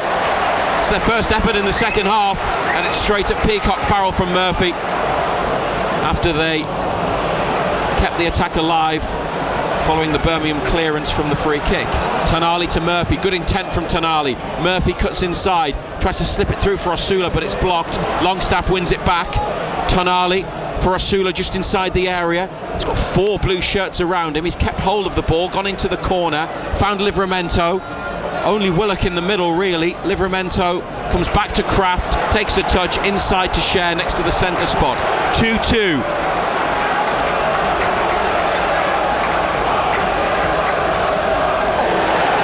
Now Tonali, right side of the penalty area for the run of Murphy, back towards Tonali. Birmingham scramble it clear as far as Livramento. Newcastle applying the pressure, looking to go back in front. Murphy swings in the cross, and Davies heads away. Stansfield brings it out left wing. Tonali and Murphy recover the ball for Newcastle. Crafton plays it against Stansfield, who keeps it in, helps it on to Dowell, delivers to the far side of the penalty area, and a big block by Lewis Miley on the 18-yard line, and Tonali with a scissor kick clearance into midfield.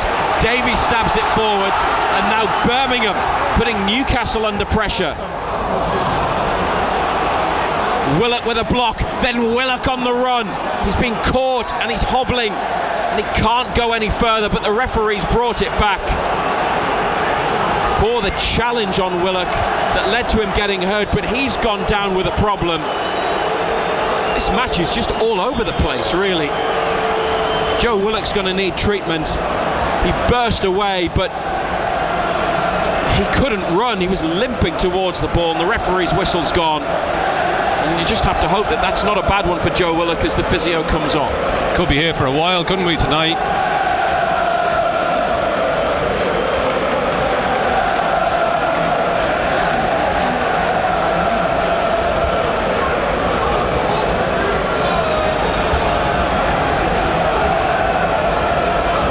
We are into the final part of the match here on BBC Radio Newcastle. Joe Willock needs treatment. Newcastle might need to bring on a substitute, we'll see.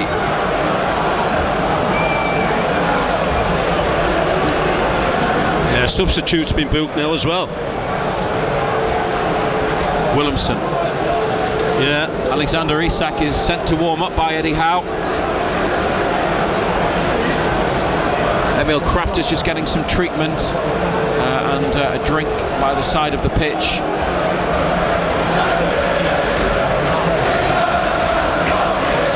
How do you see the direction of travel in this match? Can they win it in 90 minutes? Oh yeah. Yeah, definitely. I think they've had more control in the second half because, as I say, it hasn't been 100 mile an hour, hasn't been as high tempo. Suited us better, the tempo of the game. 70 minutes. Birmingham triple change. Substitution for Birmingham City. Joe Willock is back up, he's okay. It's a free kick just behind the halfway line as Birmingham make 3 changes. Going off. Firstly, Keshi Anderson. He's played well, him. Been lively, hasn't he? Yeah, he's replaced by Lyndon Dykes.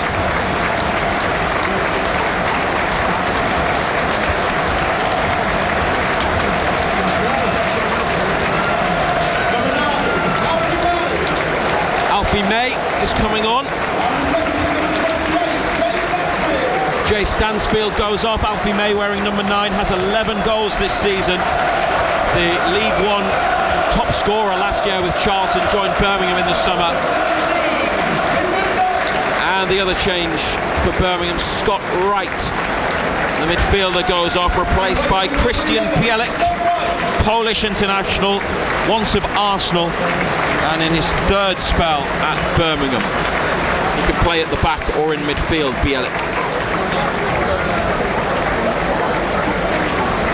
Number 6, Christian Bailey.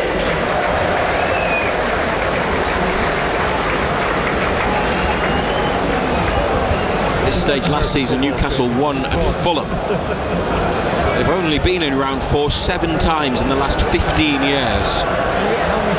Trying to get into round 5 in consecutive seasons, having gone to the quarter-finals last year, which is the 6th round. Still got time to win this in 90 minutes. Must be settled tonight though. Here's Cher and then Kraft from Target's free kick from the left. Murphy has it on the right wing. Into Longstaff, edge of the area, back to Jacob Murphy. Now Sandro Tonali. A little through ball for Longstaff, onto Livramento. First time cross, Birmingham clear. And they clear it out to the wing. It didn't go behind. Livramento keeps it in, gets it back from Longstaff. That's a bit better. Murphy closed down, slips it into the box where it's cleared. Miley now to Willock. Joe Willock onto Matt Target. High cross to the back post. Birmingham miss it. Livramento, Longstaff with a swing, didn't connect, and then it's cleared. Willock had a swing at it as well and missed it. Cher drives it into the corner. Livramento trying to keep it in. Good first touch. Livramento brings it under control. Back to Murphy. Longstaff played the return to Murphy, but Birmingham clear, and it's out for a Newcastle throw on halfway on the near right hand side. 2-2.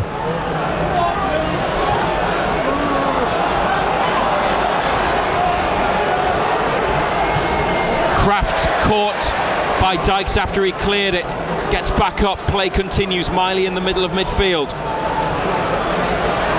Target 30 yards out, on for Willock on that far left hand side. Tonali back to Cher, every Birmingham player behind the ball, which is in the centre circle. Cher then whips it round to the right wing to Murphy, who comes infield away from his man, then back out to Livramento, looks for the cross towards Osula. It's blocked by the first defender. Livramento to Longstaff, turns to face goal, back to Kraft, takes a touch onto Longstaff again, might just stick it in there, keeps possession. Livramento to Murphy, he delivers the cross, too high for Osula, and it didn't take a touch, and it sails behind. Yeah, the one thing Birmingham have done, they've taken the players with pace off, which is a help to us, because now they've got no outlet that they can go over the top and put pressure on those two centre-backs. 10 minutes to go of normal time. Alexander Isak and the youngster Sean Neve, named on the bench by Eddie Howe for the first time. The 17-year-old come back to the touchline, to the dugout. Fabian Cher, chests down across, never in the world handball. Livramento to Murphy, back inside to Tonali, and they got players on top of him straight away. Tonali wants a free kick, referee let it run and then brought it back, to the astonishment of the Birmingham supporters. He absolutely bottled it, because he wasn't going to give that. Tonali lost it in a bad area. He said he was pulled back, and then Birmingham through, it was Dykes, wasn't it, and then May in the centre, 20 yards out, thought they were in, but after letting it go and thinking about it, Matthew Donoghue, the referee, blew his whistle. Free kick for Newcastle. 2-2.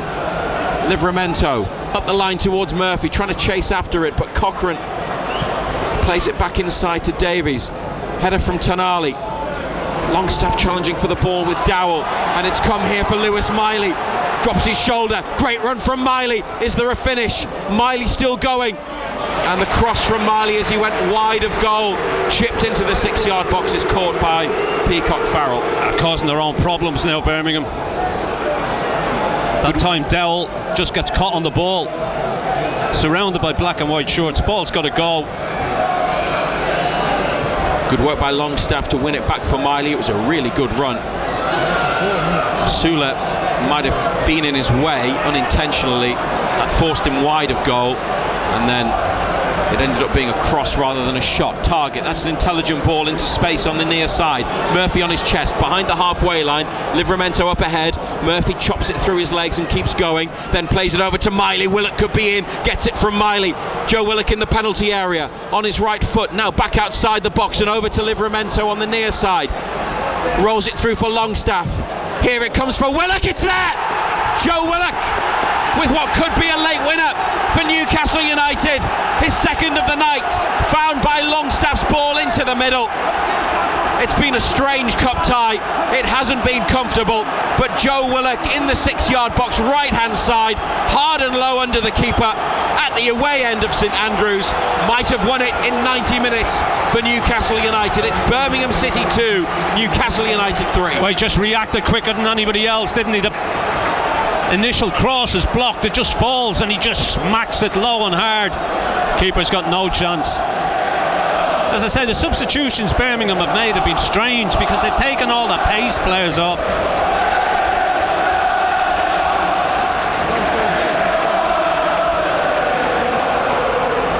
A big night for Joe Willock. Hasn't played a lot of football recently, and then the awful situation when he received racist abuse after the Fulham defeat that was on social media reported to the police by Newcastle United, who have urged social media companies to take stronger action to prevent this kind of thing happening. He scored twice here in the FA Cup, and Newcastle lead 3-2. He's playing on the left. He made the run across to the right side of the area. Longstaff found him. Longstaff with effectively a 50-50 that he won. Hooked the ball inside just a few yards, and then Willock, corner of the 6-yard box, smashed it through the legs of the goalkeeper. Birmingham from the kickoff on the attack. Win a corner on the right-hand side.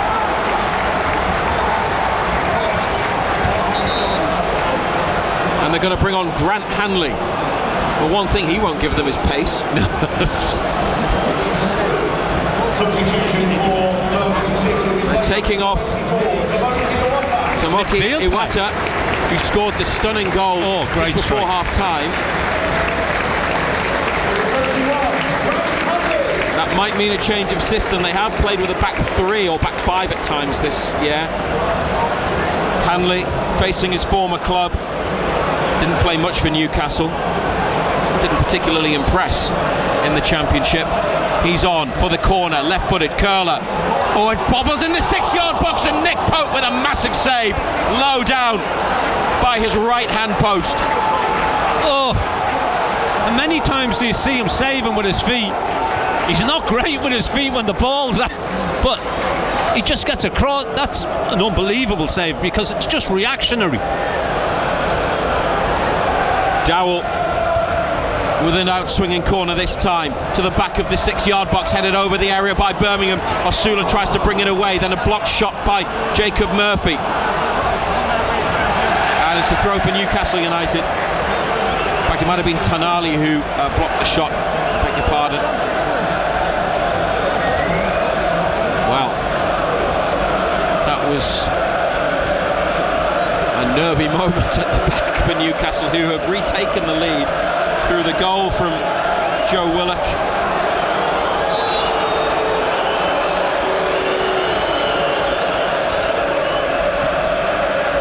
(3-2) the score. Osula battling, ball played back to the Birmingham goalkeeper. He's not had any service or any opportunities. He was involved in the game in the first half on the right wing, Osula, but since Wilson's come off, it's been different and more difficult for him.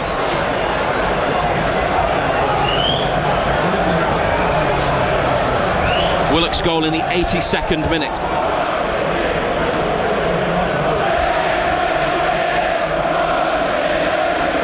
Five to play. Officially. Yeah, and hopefully, well, yeah, they'll add quite a bit on because there was the bad injury to Mark Leonard, who was taken off on a stretcher.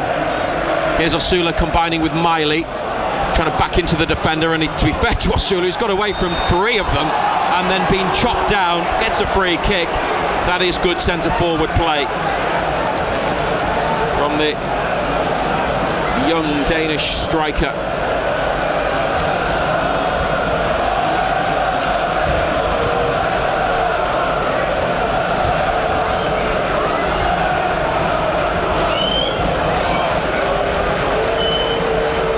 And a free kick with Osula sitting down, then helped up to his feet.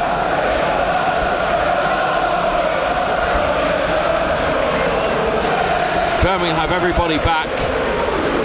If they'd left the likes of Stansfield on, if they'd done that with pace and left him high up the pitch, Newcastle would have to do something different here. As it happens, they've got Cher and Kraft on the edge of the area, and Murphy might deliver the cross here. It's 30 yards out on the right. Murphy curls it in. That's a good one. A Birmingham header, and then it takes a deflection. And they just prevent the corner kick, Birmingham. Laird on the far touchline, away from Willock. Strong run. And then a through ball over hit. Nick Pope picks it up. Rolls it out to Livramento. Finds Murphy on the near side. He's certainly added some intensity to Newcastle's play. Willock wants it played into the middle. Murphy not quite the right angle on the ball. Willock had space. It's intercepted in the centre on its way to Willock. Then Cher wins it back on halfway. Longstaff to Livramento. Back to Longstaff. Under pressure to Kraft. He lifts it over to target on the far side. Willock bends his run. Goes out to the touchline. Joe Willock with a player at his back. Back to Cher in the corner. Fabian Cher hoists it up to halfway. 2-2 until Willock's potential late winner here at St Andrews. Newcastle might be coming through this and going into the fifth round. They could seal it here potentially. Livramento to Murphy, and now an opportunity for Tonali, blocked. Miley just inside the area, tried to take it on his chest but was tackled. And Kraft here tripped by Dykes. free kick just inside the Newcastle half on the right for United, next to the two benches. They haven't got the outlet now to use that pace.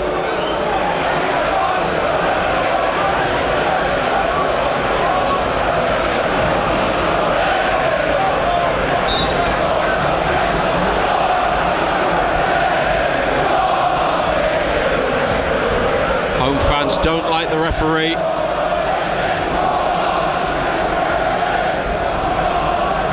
Been some decisions that both teams have disagreed with. This ball up the line from Matt Target, far side. It's found its way to a blue shirt. May helping it on, trying to get it back. Oh, it's just got away from him. The return ball that was played by Bielik.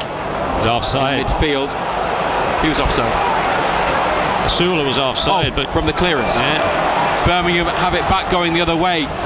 Laird trying to weave his way through. Tonali gets between man and ball. It didn't have enough up behind it to go out. He's kept it in and cleared it. Then Osula backing in, trying to hold it up. Does. Willock on the touchline, still in their own half. A nutmeg from Willock, and Murphy wants it played, and Murphy gets it. And Jacob Murphy, one-on-one with the keeper. Murphy goes around him, and it's cleared away and blocked on the line behind for a corner. Big chance to wrap it up. The board official has indicated 12 minutes minimum additional time. Have you ever seen 12 minutes? Yeah.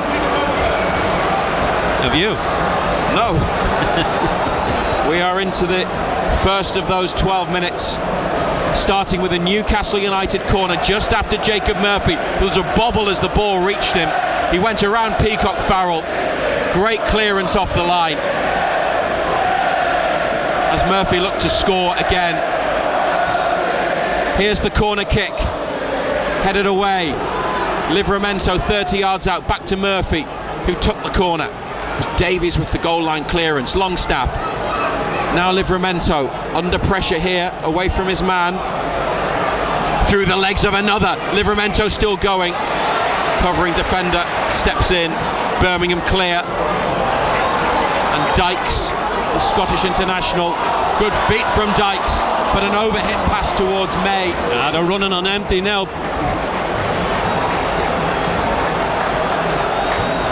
Nick Pope, long ball in behind Murphy, onto this, on his chest. Osula sprinting into the middle. Murphy taking on Cochrane. Good challenge. And the ball comes into the middle.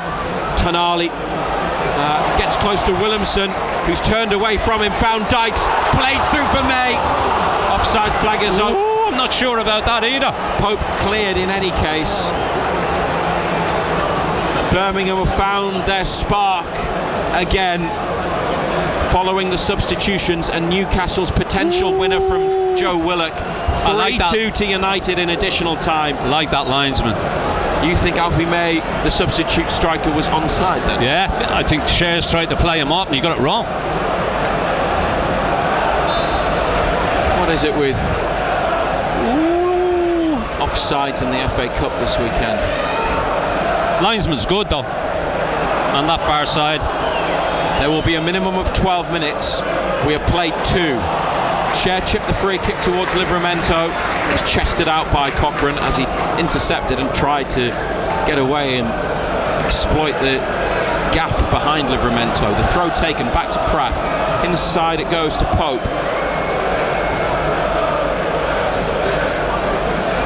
Cher over to Target. Now Tonali. He stood off Tonali.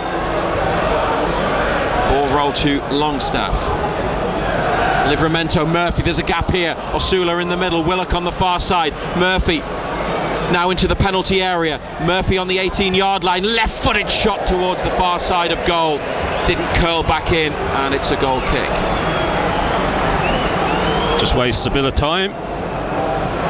But Murphy's finding a lot of space and a lot of room in good positions, with Birmingham needing to get up the other end. Newcastle winning 3-2. BBC Radio Newcastle and the BBC Sounds app. If it stays like this, they're into the 5th round draw on Monday night. If Birmingham equalise, And it finishes 3-3. We're into extra time. No! Stay with us for at least another half an hour. Miley back to Target. Well lifted played. Across. Done all right tonight, hasn't he? Matt Target, you mean? Yeah. To Livramento on the near side. Murphy into Longstaff. Murphy's off the pitch. Longstaff protects the ball, brings it back inside. Livramento drags it away, then has to turn back. Nothing available up the line. Kraft to Pope. Isak on the bench, and they haven't needed to use him, and they will hope that they can complete the job without having to use him, as Miley closes down a back pass. Peacock Farrell just about seemed okay with that. Miley very close to nipping in.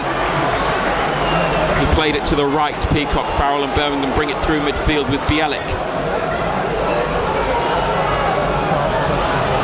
Davies back to the goalkeeper again. Ben Davies is the defender. He's on loan from Rangers. Had that strange move to Liverpool a few years ago from Preston when they needed defensive cover, but they didn't play him. He ended up loaning him out. He's now with Birmingham, and he knocked the ball off the line, didn't he, from Murphy's effort. So if Birmingham do equalise, they'll have him to thank. Newcastle with it at the back. 5 minutes almost of the minimum 12 have been played. Osula making a run. That might be handball. In any case, it's gone back to Birmingham. Referee, let's play continue. And they have it in front of their penalty area. 3-2 Newcastle lead. Willock with 2, Wilson with the other.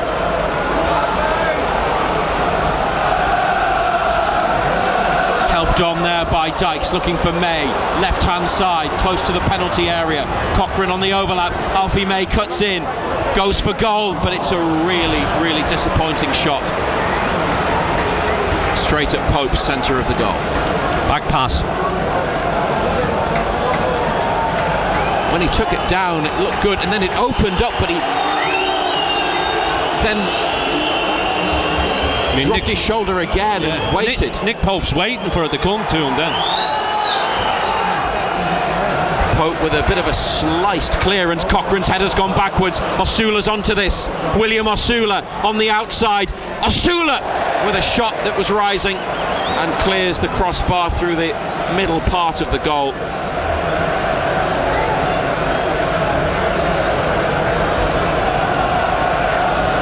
Peacock Farrell puts the ball down on the 6-yard line. Newcastle with a chance there to kill the game. 3-2 up. Still another 6 minutes at least of additional time to play at St Andrews.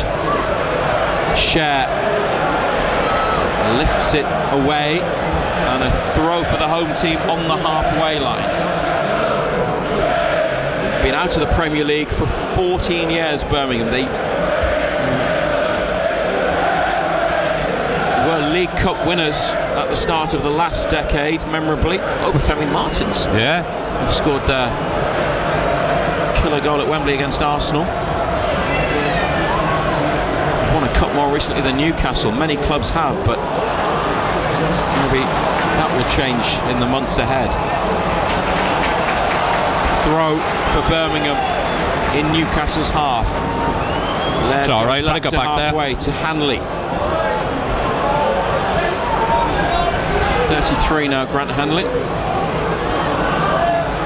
It's in the middle of midfield.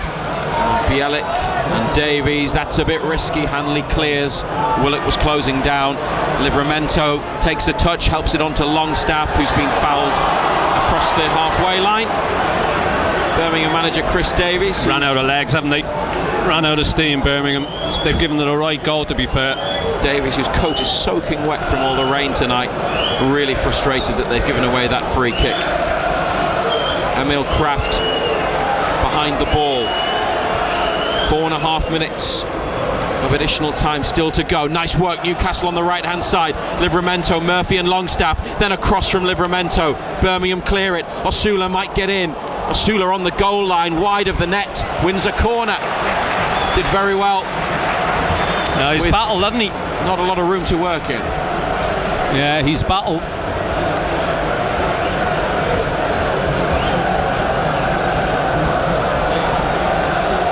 Jacob Murphy with a corner. Birmingham have left Dykes up by halfway. Laird is pushing up forwards as well, or at least out of the box. 3 back for Newcastle, Share, Kraft and Target. Tonali comes over to the corner. They have a 3-2 lead in additional time. Murphy short to Tonali. Birmingham got 2 players on him, and it ends up being a goal kick. Tonali disputes the decision, but nothing will change.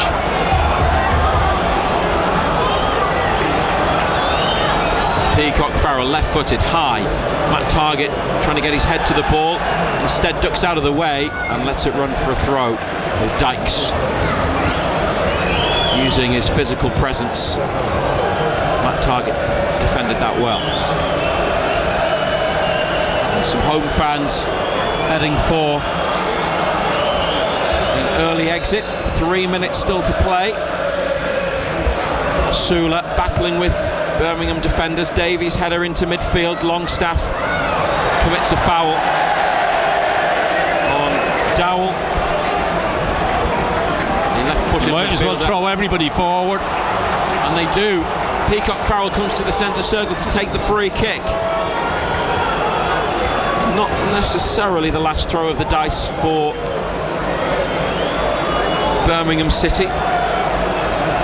Peacock Farrell clips it into the box on this near side, headed on by Hanley. That's an awful header. It's got to go back across goal. He's got above everybody and he's just helped it on. It's poor. Pope catches the ball, then dropped to his knees, rolls it out underarm to Murphy. Osula makes the run up the line. Murphy finds him with the pass. Willock sprinting up the far touchline, and Miley in the middle as well. Osula goes on the outside. In the corner, William Osula looks to protect the ball here. Birmingham get 2 on him and win it back.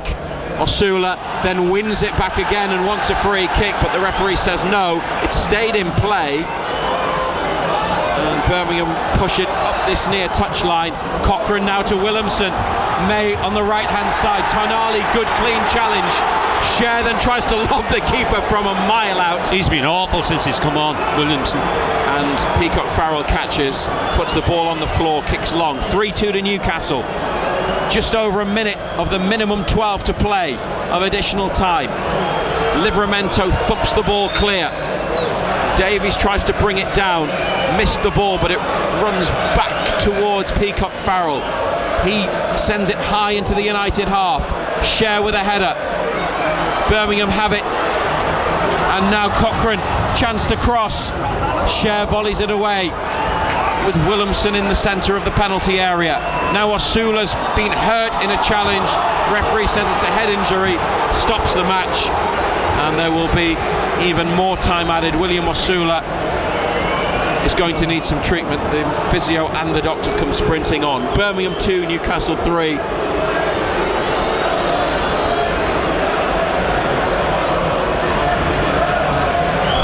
It's been a proper old-fashioned cup tie, hasn't it? It's been good stuff.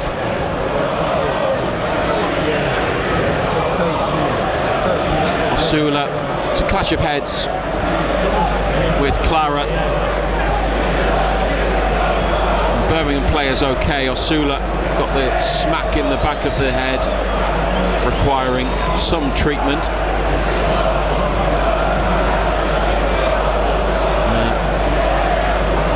A couple of Newcastle players have gone to talk to the referee. Not sure why. Osula is sitting up.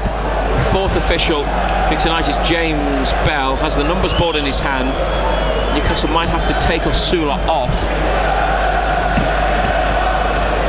Alexander Isak's going to come on for a couple of minutes.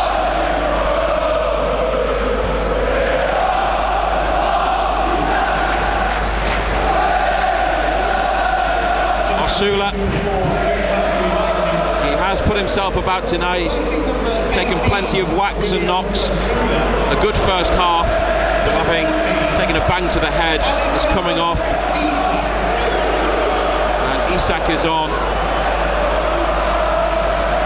It won't happen because there was still time to play, but if Isak comes on and the referee blows up, that would be fine, wouldn't it? So he doesn't have to do anything. He's the one player above all that they can't afford to lose. Sula off, Isak on, and it's up to the referee now. We're into a 14th minute of additional time. There was 12 on the numbers board. Birmingham restart the match from the referee's drop ball, and Peacock Farrell long into the penalty area. Header from Newcastle, target needs to clear, beaten to the ball by Bielik, led away from a couple of black and white shirts, led to the goal line, tries to cross, United clear into the centre circle. It's up to referee Matthew Donoghue now. It's driven back into the box, Nick Pope claims. That'll be it. And that is it. And they are through to the 5th round of the FA Cup. It's been a rough night in Birmingham for Newcastle United, but they have overcome a challenge. They've got the job done. Joe Willock with a late winner, and they progressed by 3 goals to 2 against a spirited Birmingham City from League One, who will most likely be back in the Championship next season. They were behind in the first minute, Newcastle. They led 2-1 before a wonder goal just before half-time levelled the scores, and not a particularly pleasing on the eye second half, but Joe Willock with a late winner, firing the ball in low from inside the 6-yard box, and with 9 changes, it's job done, John Anderson, but it was far from comfortable. No, it was a proper old-fashioned cup tie. A lot of blood and spit and tackles flying around. First half was played at an unbelievable pace. Birmingham dropped their levels in the second half. They couldn't keep the pace up that they were playing at. Took their speedy players off as well, which lost them a little bit of something, lost them an outlet. Put 2 bigger lads on up front, and we found it easier to defend against it, to be quite honest. But it was a good cup tie. It was an enjoyable cup tie. Thankfully we've got through it. Newcastle's players go to the away end, to the right hand side. 5,000 Newcastle supporters in the Gil Merrick stand, and they give the boys in black and white a great reception. Did anyone catch the eye for you tonight in a Newcastle shirt? Anyone take the opportunity, even if they're not going to dislodge one of the regular starters, but take the opportunity in that they played well? Thought Target did well at left back. Livramento on this right side, you always know what you're going to get, always going to be an outlet. I thought there was good performances. There was good performances without there being an absolutely outstanding performance. But look, it was all about getting the job done, getting into the next round, and that's exactly what they've done. The goals in the first half were quite scruffy. Willocks was adjudged to have crossed the line by the assistant referee on the far side. Not conclusive on the replay, no goal line technology. So the referee was only alerted to that by the assistant referee, who flagged.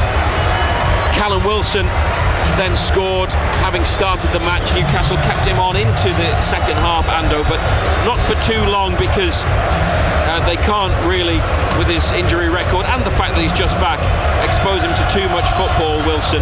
But he was out on the pitch for 55 minutes, and he'll be delighted to have put the ball in the net. It's been a long time for him.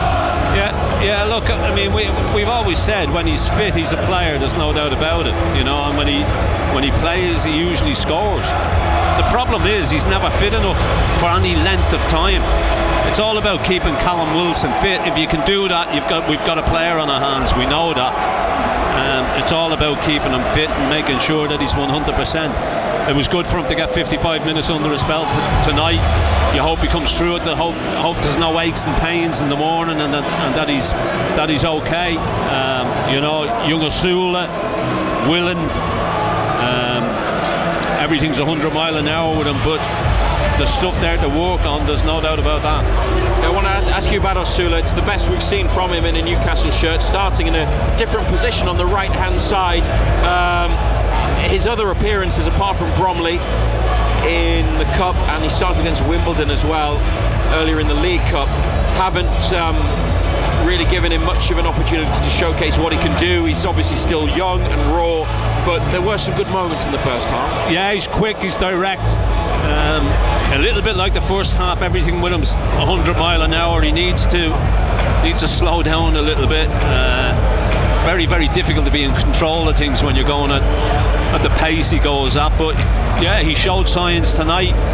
He did okay. He worked his socks off. He was willing. He chased everything. He caused Birmingham problems on that right-hand side when he was there. And he put himself about when he went into centre forward as well. It's BBC Radio Newcastle and the BBC Sounds app after Newcastle's 3-2 win in the fourth round of the FA Cup against Birmingham City at St Andrews. The away end is now emptying.